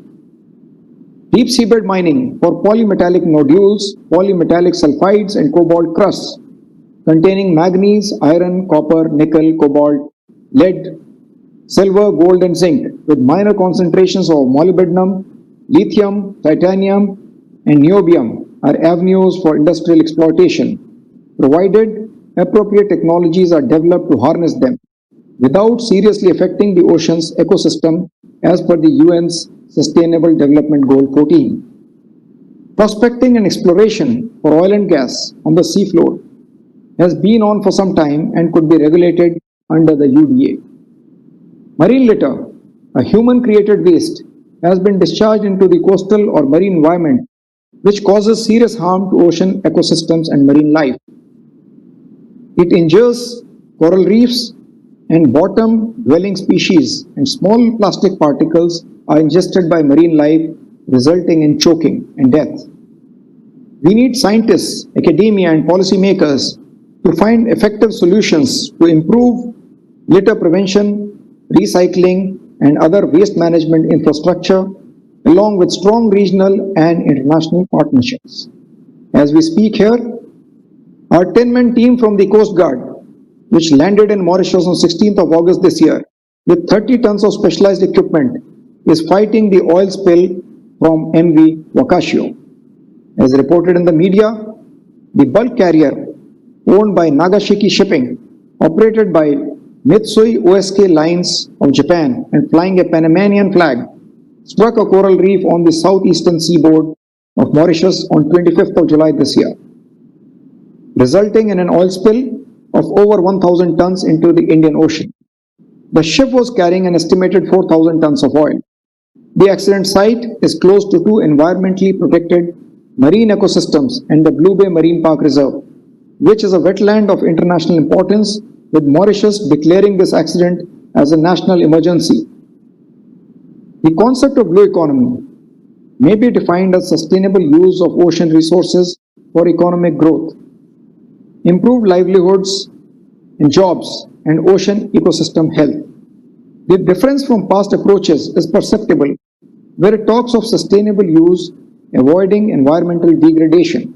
The issue that has been discussed above form a part of blue economy. IORA, Indian Ocean Rim Association, with 22 members and 10 dialogue partners, has been strongly advocating blue economy and has included it as a cross-cutting issue in its area of cooperation. It has been holding workshops and ministerial conferences on blue economy.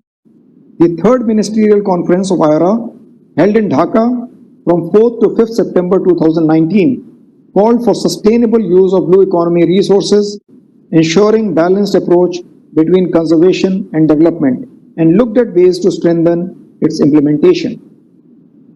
With this focus on blue economy, it is important to include its tenets whilst looking at the likely framework of the UDA. After discussing some of the aspects which could be cross-cutting issues in development of UDA, we need appropriate policy formulation and a framework. This is where the think tanks, academia, and the industry have a role to play. We need to develop these concepts into verticals so as to address these challenges holistically. With the appropriate information and after fixing the knowledge gaps, together we can assist in formulation of policies initially at the national level and then by extension to the regional and international levels.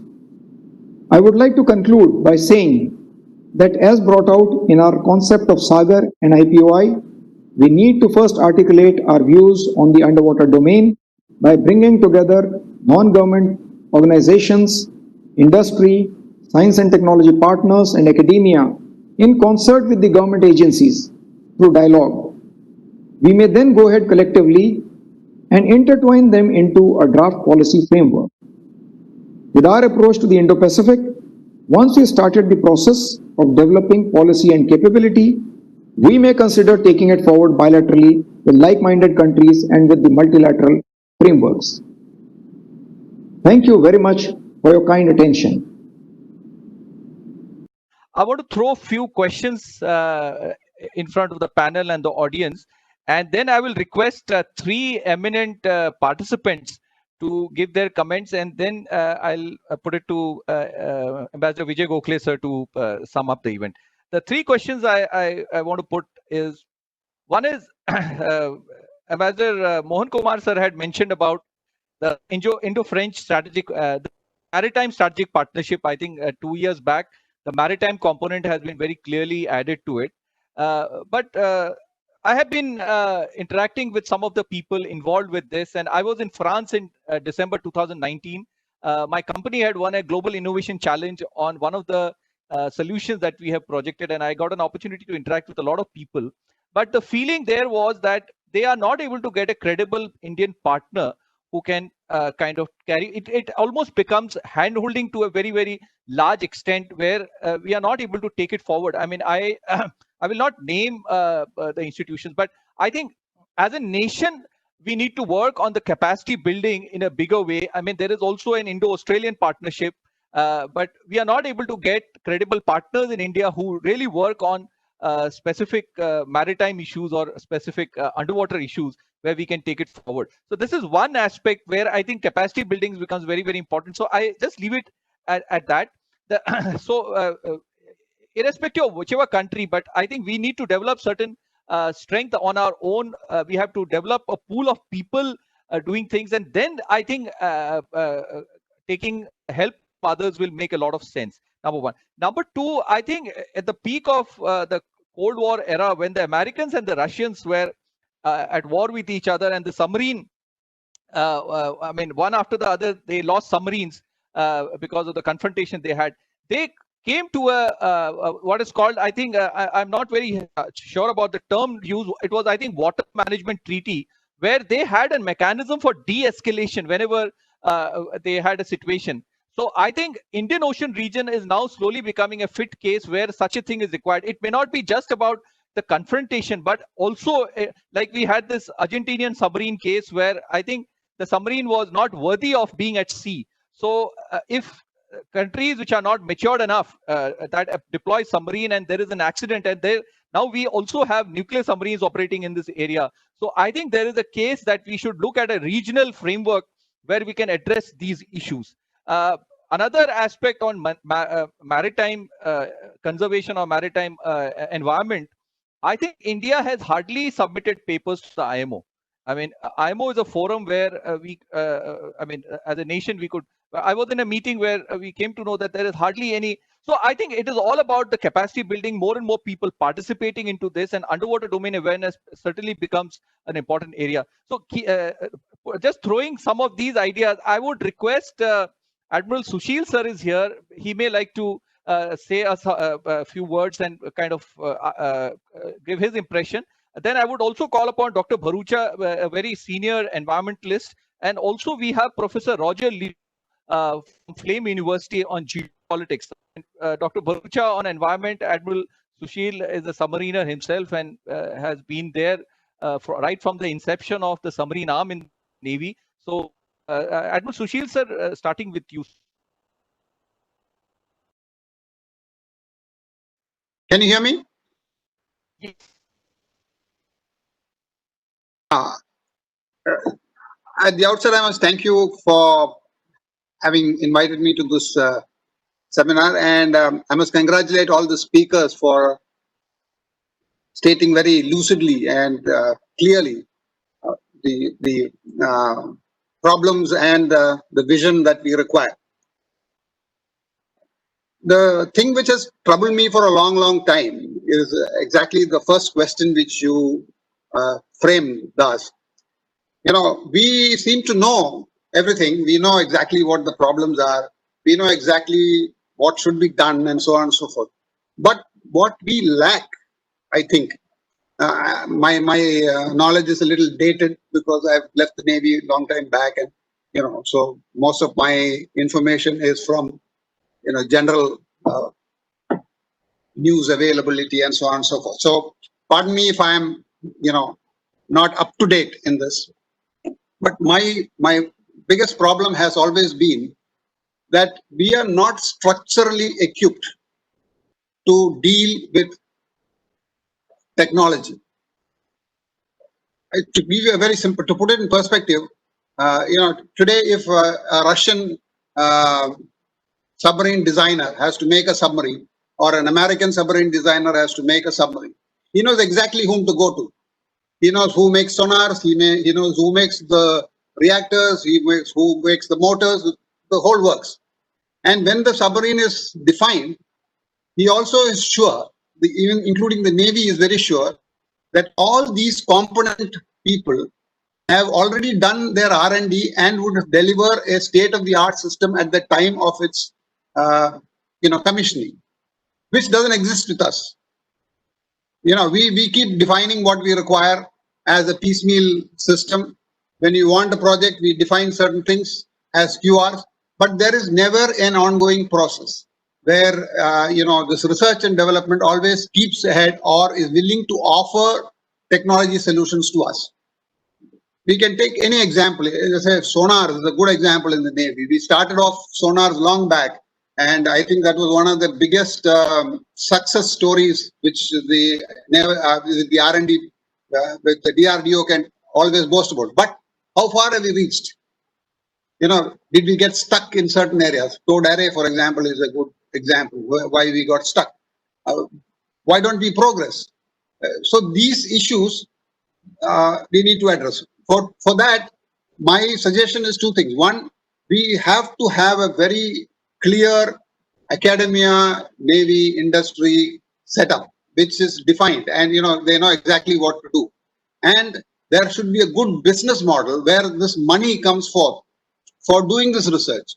For example, if BEL were given a design from DRDO to make a sonar, he sticks to that design. He doesn't go any further. So the money for the advanced R&D, or let's say if you take that as a threshold technology, how do we progress from there? That has never been done, and that is where we lack. And once we step into that area, maybe we can look at things or get things much far better. So that is my small view on this. Thank you. Thank you so much, sir. Thank you so much, sir. Dr. Bharucha, sir, 2 minutes for you, sir, please.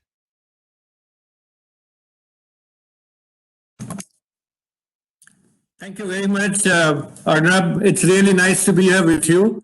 But I wasn't supposed to be speaking today. But anyway, since you asked me to talk about marine ecosystems and organisms, it's really something which we really need to do. We have very few examples since I'm a university teacher. Very many, every year we have 3 or 4 students who come to us saying, we're interested in the marine world.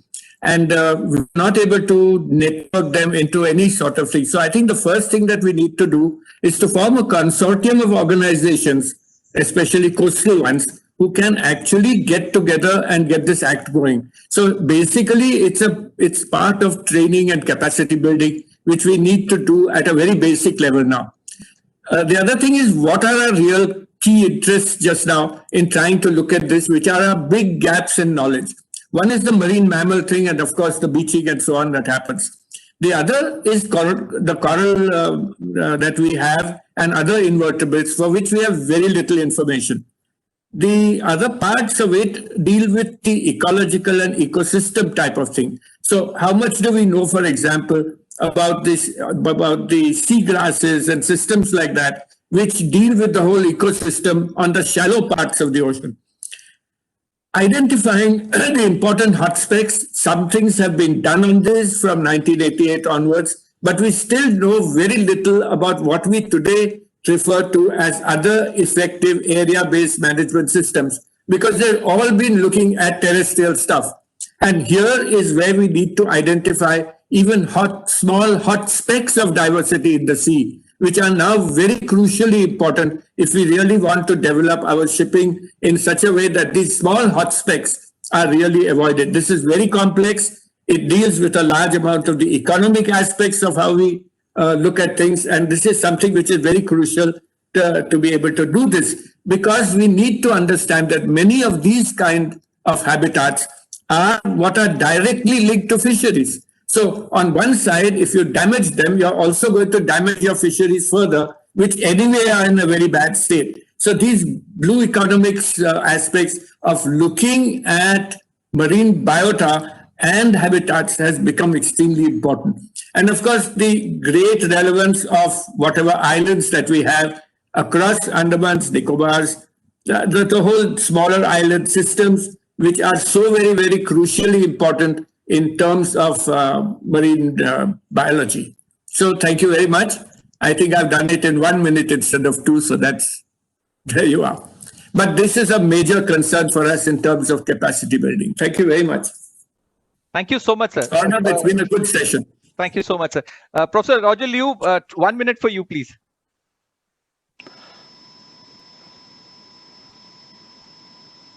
Thank you very much. Can you all see me? Thank you very much, Commodore Arnab. And I really learned a lot of learning different experts here about the underwater domain awareness. So I would like to share some of my thoughts. I think it is time for us to be a little bit bolder to expand our influence. I mean, here by ours, I mean India, to the East Asian region. Especially we are under the geopolitical challenge from China nowadays. I think I'm originally from Taiwan, so I think there's many things that India and Taiwan can do all together. And one example is South China Sea.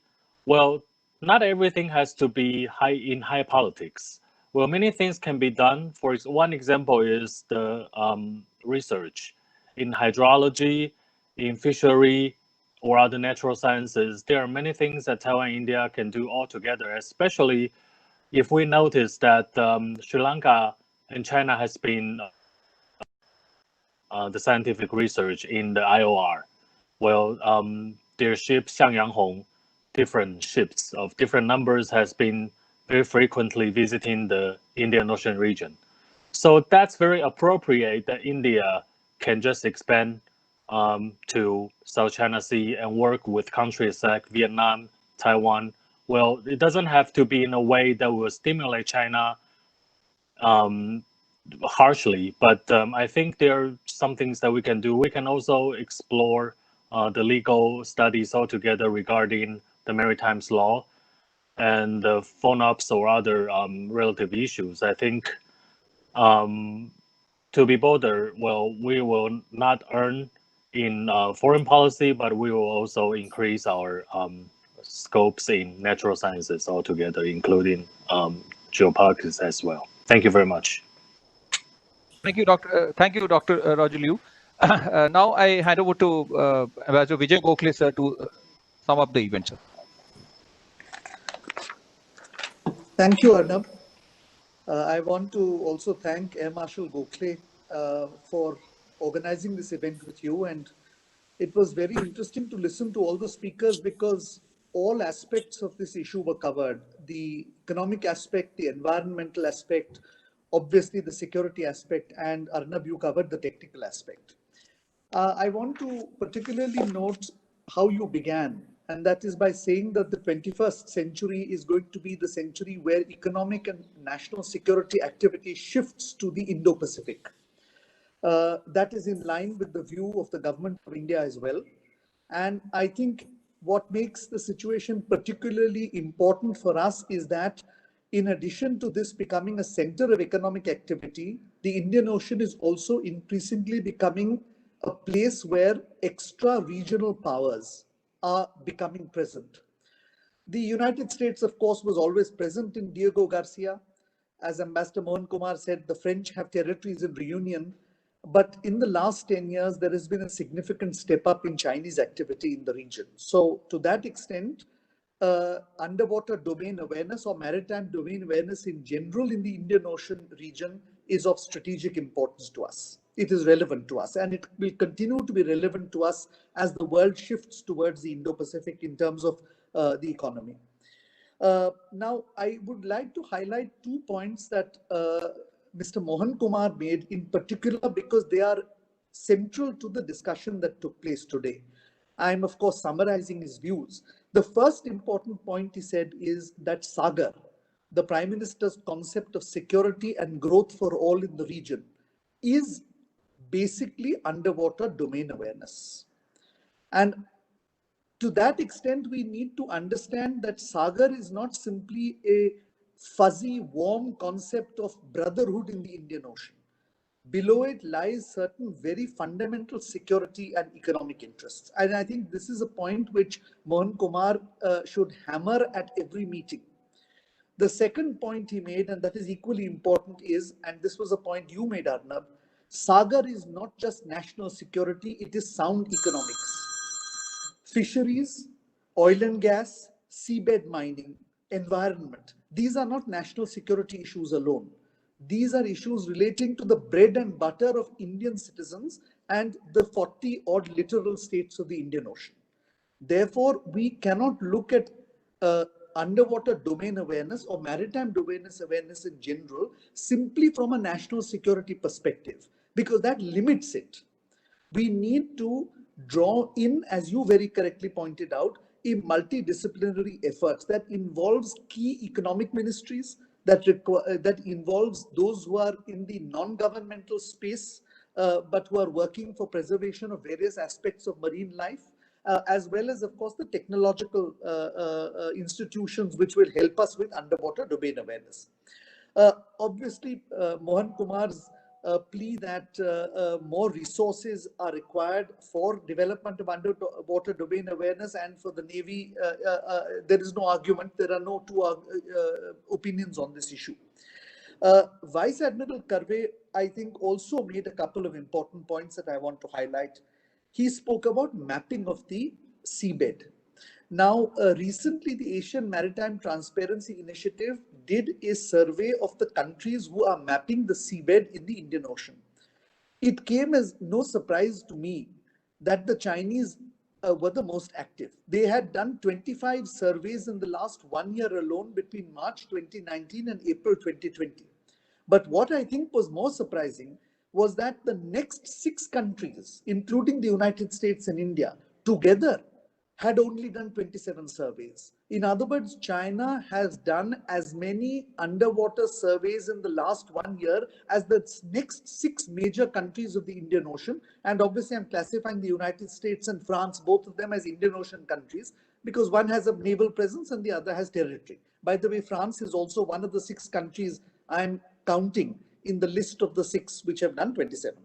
Now, clearly, the Chinese are not doing this simply for scientific benefit, although I'm sure there will be scientific benefit for mankind as a result.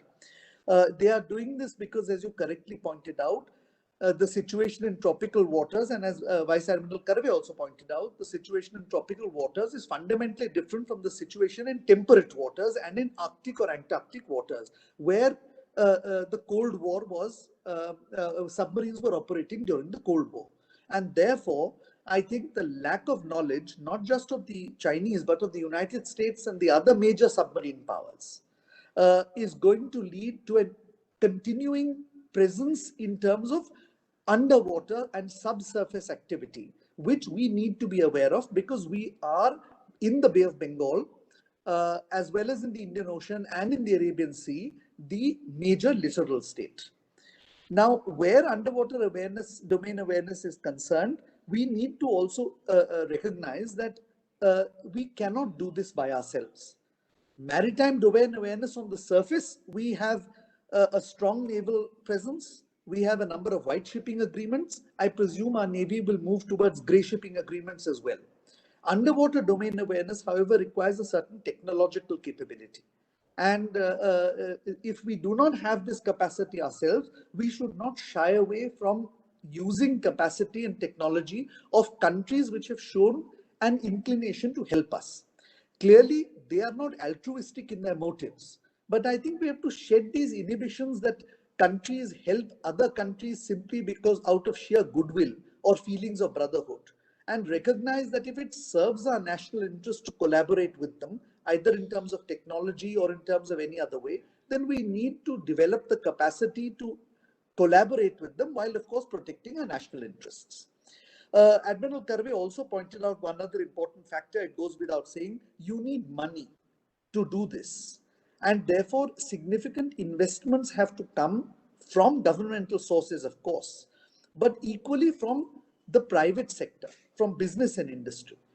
There is, after all, profit to be made where the environment is shifting, as Mohan Kumar said, from the land to the sea. If that is the case, it cannot surely be government's responsibilities alone to develop maritime domain awareness or underwater domain awareness. And therefore, businesses have to reorient themselves to getting involved in this process.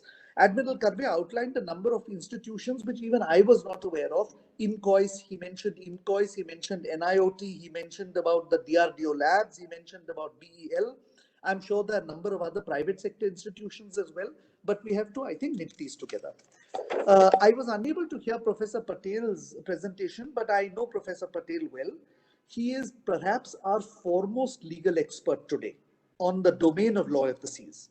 And I think the one point I did here and which I want to underscore is that the question of right of innocent passage, does it apply to unmanned underwater vehicles or not? Now, this is not an academic question anymore. We can extrapolate from the fact that Chinese ships were operating just off the Bay of Bengal in January of this year, and they claim to have deployed underwater drones. We can extrapolate from this that the underwater unmanned drones were deployed in our economic zone. Now, if the Chinese intercepted an American UUV and claimed that this was under the law of the sea, entirely reasonable in order to protect normal maritime activity, then we have to understand both the legal and thereafter the security aspects of trying to do this ourselves. But we need to have a very clear legal understanding, including among our naval and coast guard people and our government, in order that we don't make missteps, because all major powers operating in the Indian Ocean, let us be frank, are in actual strength more powerful than we are today. We may be physically present there, but these are countries which have great power, both in the hard power and in the soft power. And therefore, actions we take will have reactions, and we need to be careful. The last 2 points I want to make are two very practical suggestions which came from Admiral Sushil Kumar and Dr. Barucha. Admiral Sushil Kumar hit the nail on the head. You have to have a clear linkage between academia, the Navy, and the industry if we are to develop a reasonable business model where we make UDA technologies sustainable. It is absolutely correct when he says that we rarely have a process. We act, we react, we don't act. But be that as it may, I think things are changing under this government. Certainly there is a greater national security perspective that this current government has. But the proposal he made needs to be done in the UDA context, and perhaps the National Security Council or some other agency needs to develop this linkage. It is also a truism that this linkage needs to develop across the entire national security perspective. Today, government and academia simply don't have the relationship they enjoy in the United States or China. And we need to do that. The second thing was the point that Dr. Varucha made, and that is we have no capacity building. When students who want to do marine studies in whatever aspect, whether it is national security on the one end or saving the whales on the other, do not find institutions which support them or finances which make it worth their while to do it as employment, because none of us are undergoing education for charity purposes, then it is a cause for worry when we have a coastline of 7,500 kilometers. Therefore, a consortium of coastal organizations to build capacity building is essential. And here the federal government has to work, because constitutionally, a lot of the authority is under the state governments. The federal government has to work with the state governments for this purpose. This is in fact a fit proposal that should be made to Niti Aayog. Master Mohan Kumar referred to Niti Aayog as having taken the initiative on blue economy. This is a fundamental aspect of blue economy. This is a fit proposal to make to Niti Aayog. And it does not require much of an effort, because we already have mechanisms for interstate relations, center-state relations, as well as states are pretty aware already, because of their fishery industry and so on, about where marine knowledge rests. But it is, as Admiral Sushil said, a question of knitting together disparate players into a process, and not simply into a reactive episodic situation where if there is a 9/11 or 26/11 crisis, we all suddenly wake up and knit something together which is temporary and which is very limited in nature. My last point, and I think this is a point I have been emphasizing for some time, is that it is that Prime Minister's 2015 speech on SAGAR and his subsequent vision on the Indo-Pacific are seminal turning points in Indian foreign and national security policy, for one simple reason. We are now returning back to the sea from which we came. And I want to end by referring to a comment I heard the former National Security Advisor, Mr. Shiv Shankar Menon, make. He said that before 1800, circa 1800, when India was arguably for 1,000 years either the world's largest or second largest economy, the wealth and prosperity of India did not come from the Indo-Gangetic plain. That was the granary of India. The wealth and prosperity of India came from the Gujarat coast. It came from the Malabar coast. It came from the Coromandel coast. It came from the Carnatic coast, and it came from Bengal, which is today Bangladesh and West Bengal. These were the areas which generated our wealth. These were the focus of European colonial powers. And it is regrettable that the British subsequently controlled the sea lanes of communication and forced us to look northwards to our land frontiers, largely because the British Empire wanted to defend its northern frontiers from the Russians or from the Chinese or from any other empire. We unfortunately, after independence, took on this mantle. It goes to the credit of this government and Prime Minister that we have refocused on the seas. It is therefore very fitting that you have organized this. And I think if we look at underwater domain awareness in this context, in the context of a larger vision that the Prime Minister has elaborated, and in terms of what everybody has said here about it not just being a national security issue, but an economic issue, I believe that today's interaction would have served its purpose. So thank you once again for inviting me to make closing comments. And I want to thank the panelists, because it was a very educative listening experience for me as well. Thank you. Thank you so much, sir. I don't want to comment on the thing. It was absolutely...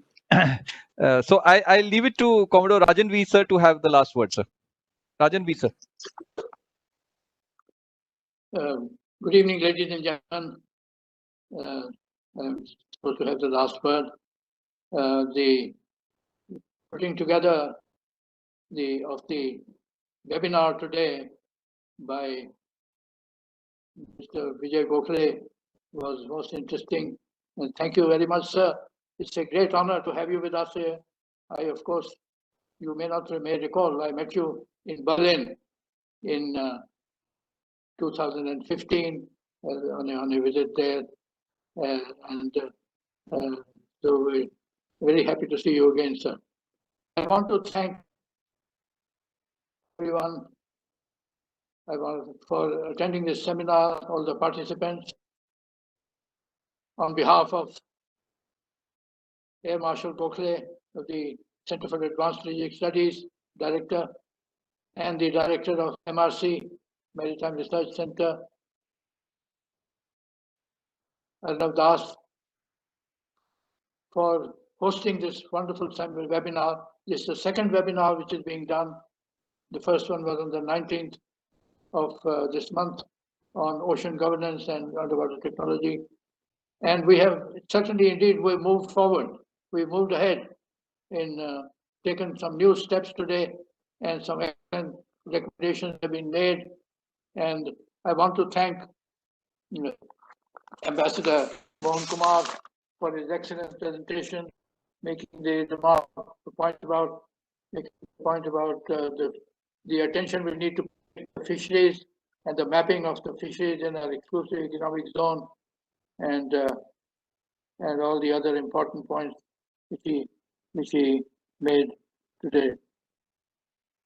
I also want to thank Admiral Karve for an excellent presentation and highlighting that basically the Navy has the basic infrastructure for underwater domain awareness. It's just that we have to focus our attention now to the specifics in the underwater domain awareness, which is can be done by us. It is heartening to know that we have we are moving ahead with this in this direction, and we need to do much more and provide the funding for the recommendations, the important recommendations which have been made today.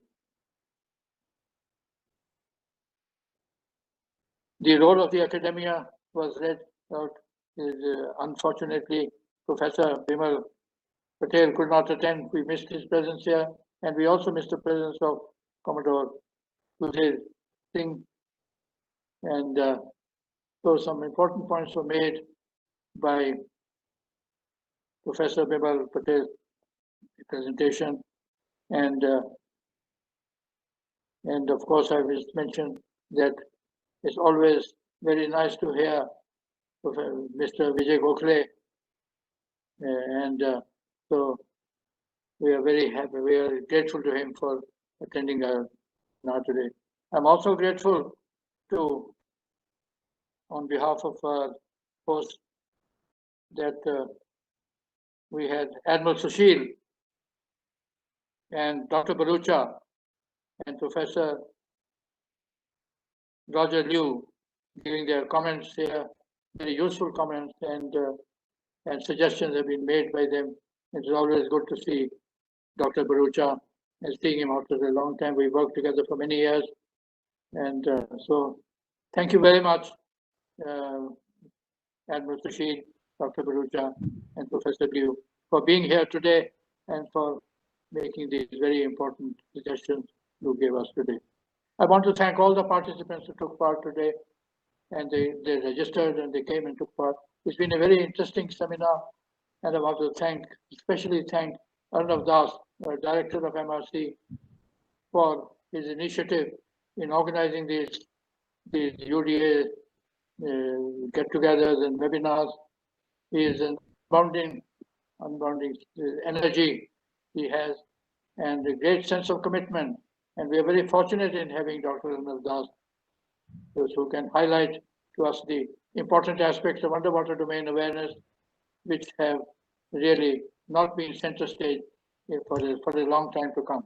And we hope they will come center stage now, and start of the very important recommendations which have been made today.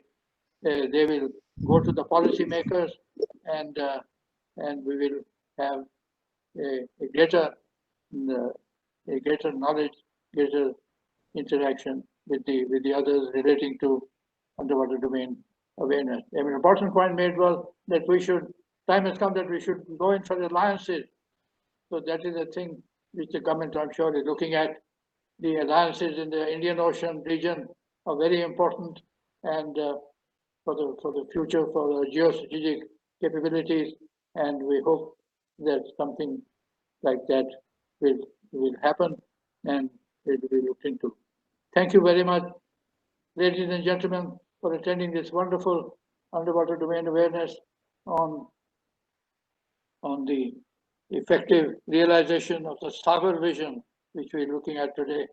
And we hope that we will see you again in the future webinars. I'm sure there's a lot on the anvil which by the MRC, which we'll be looking at to raise this is important awareness about the UDA. Thank you very much indeed. Thank you. Bye-bye. Thank you so much, sir. Each one of the panel member and each one of the participants, all very senior people. I'm sorry I could not name all the participants. They are very, very senior people. But thank you so much for joining us. And I think the UDA journey has just begun. There's a lot more to do. Thank you so much, sir.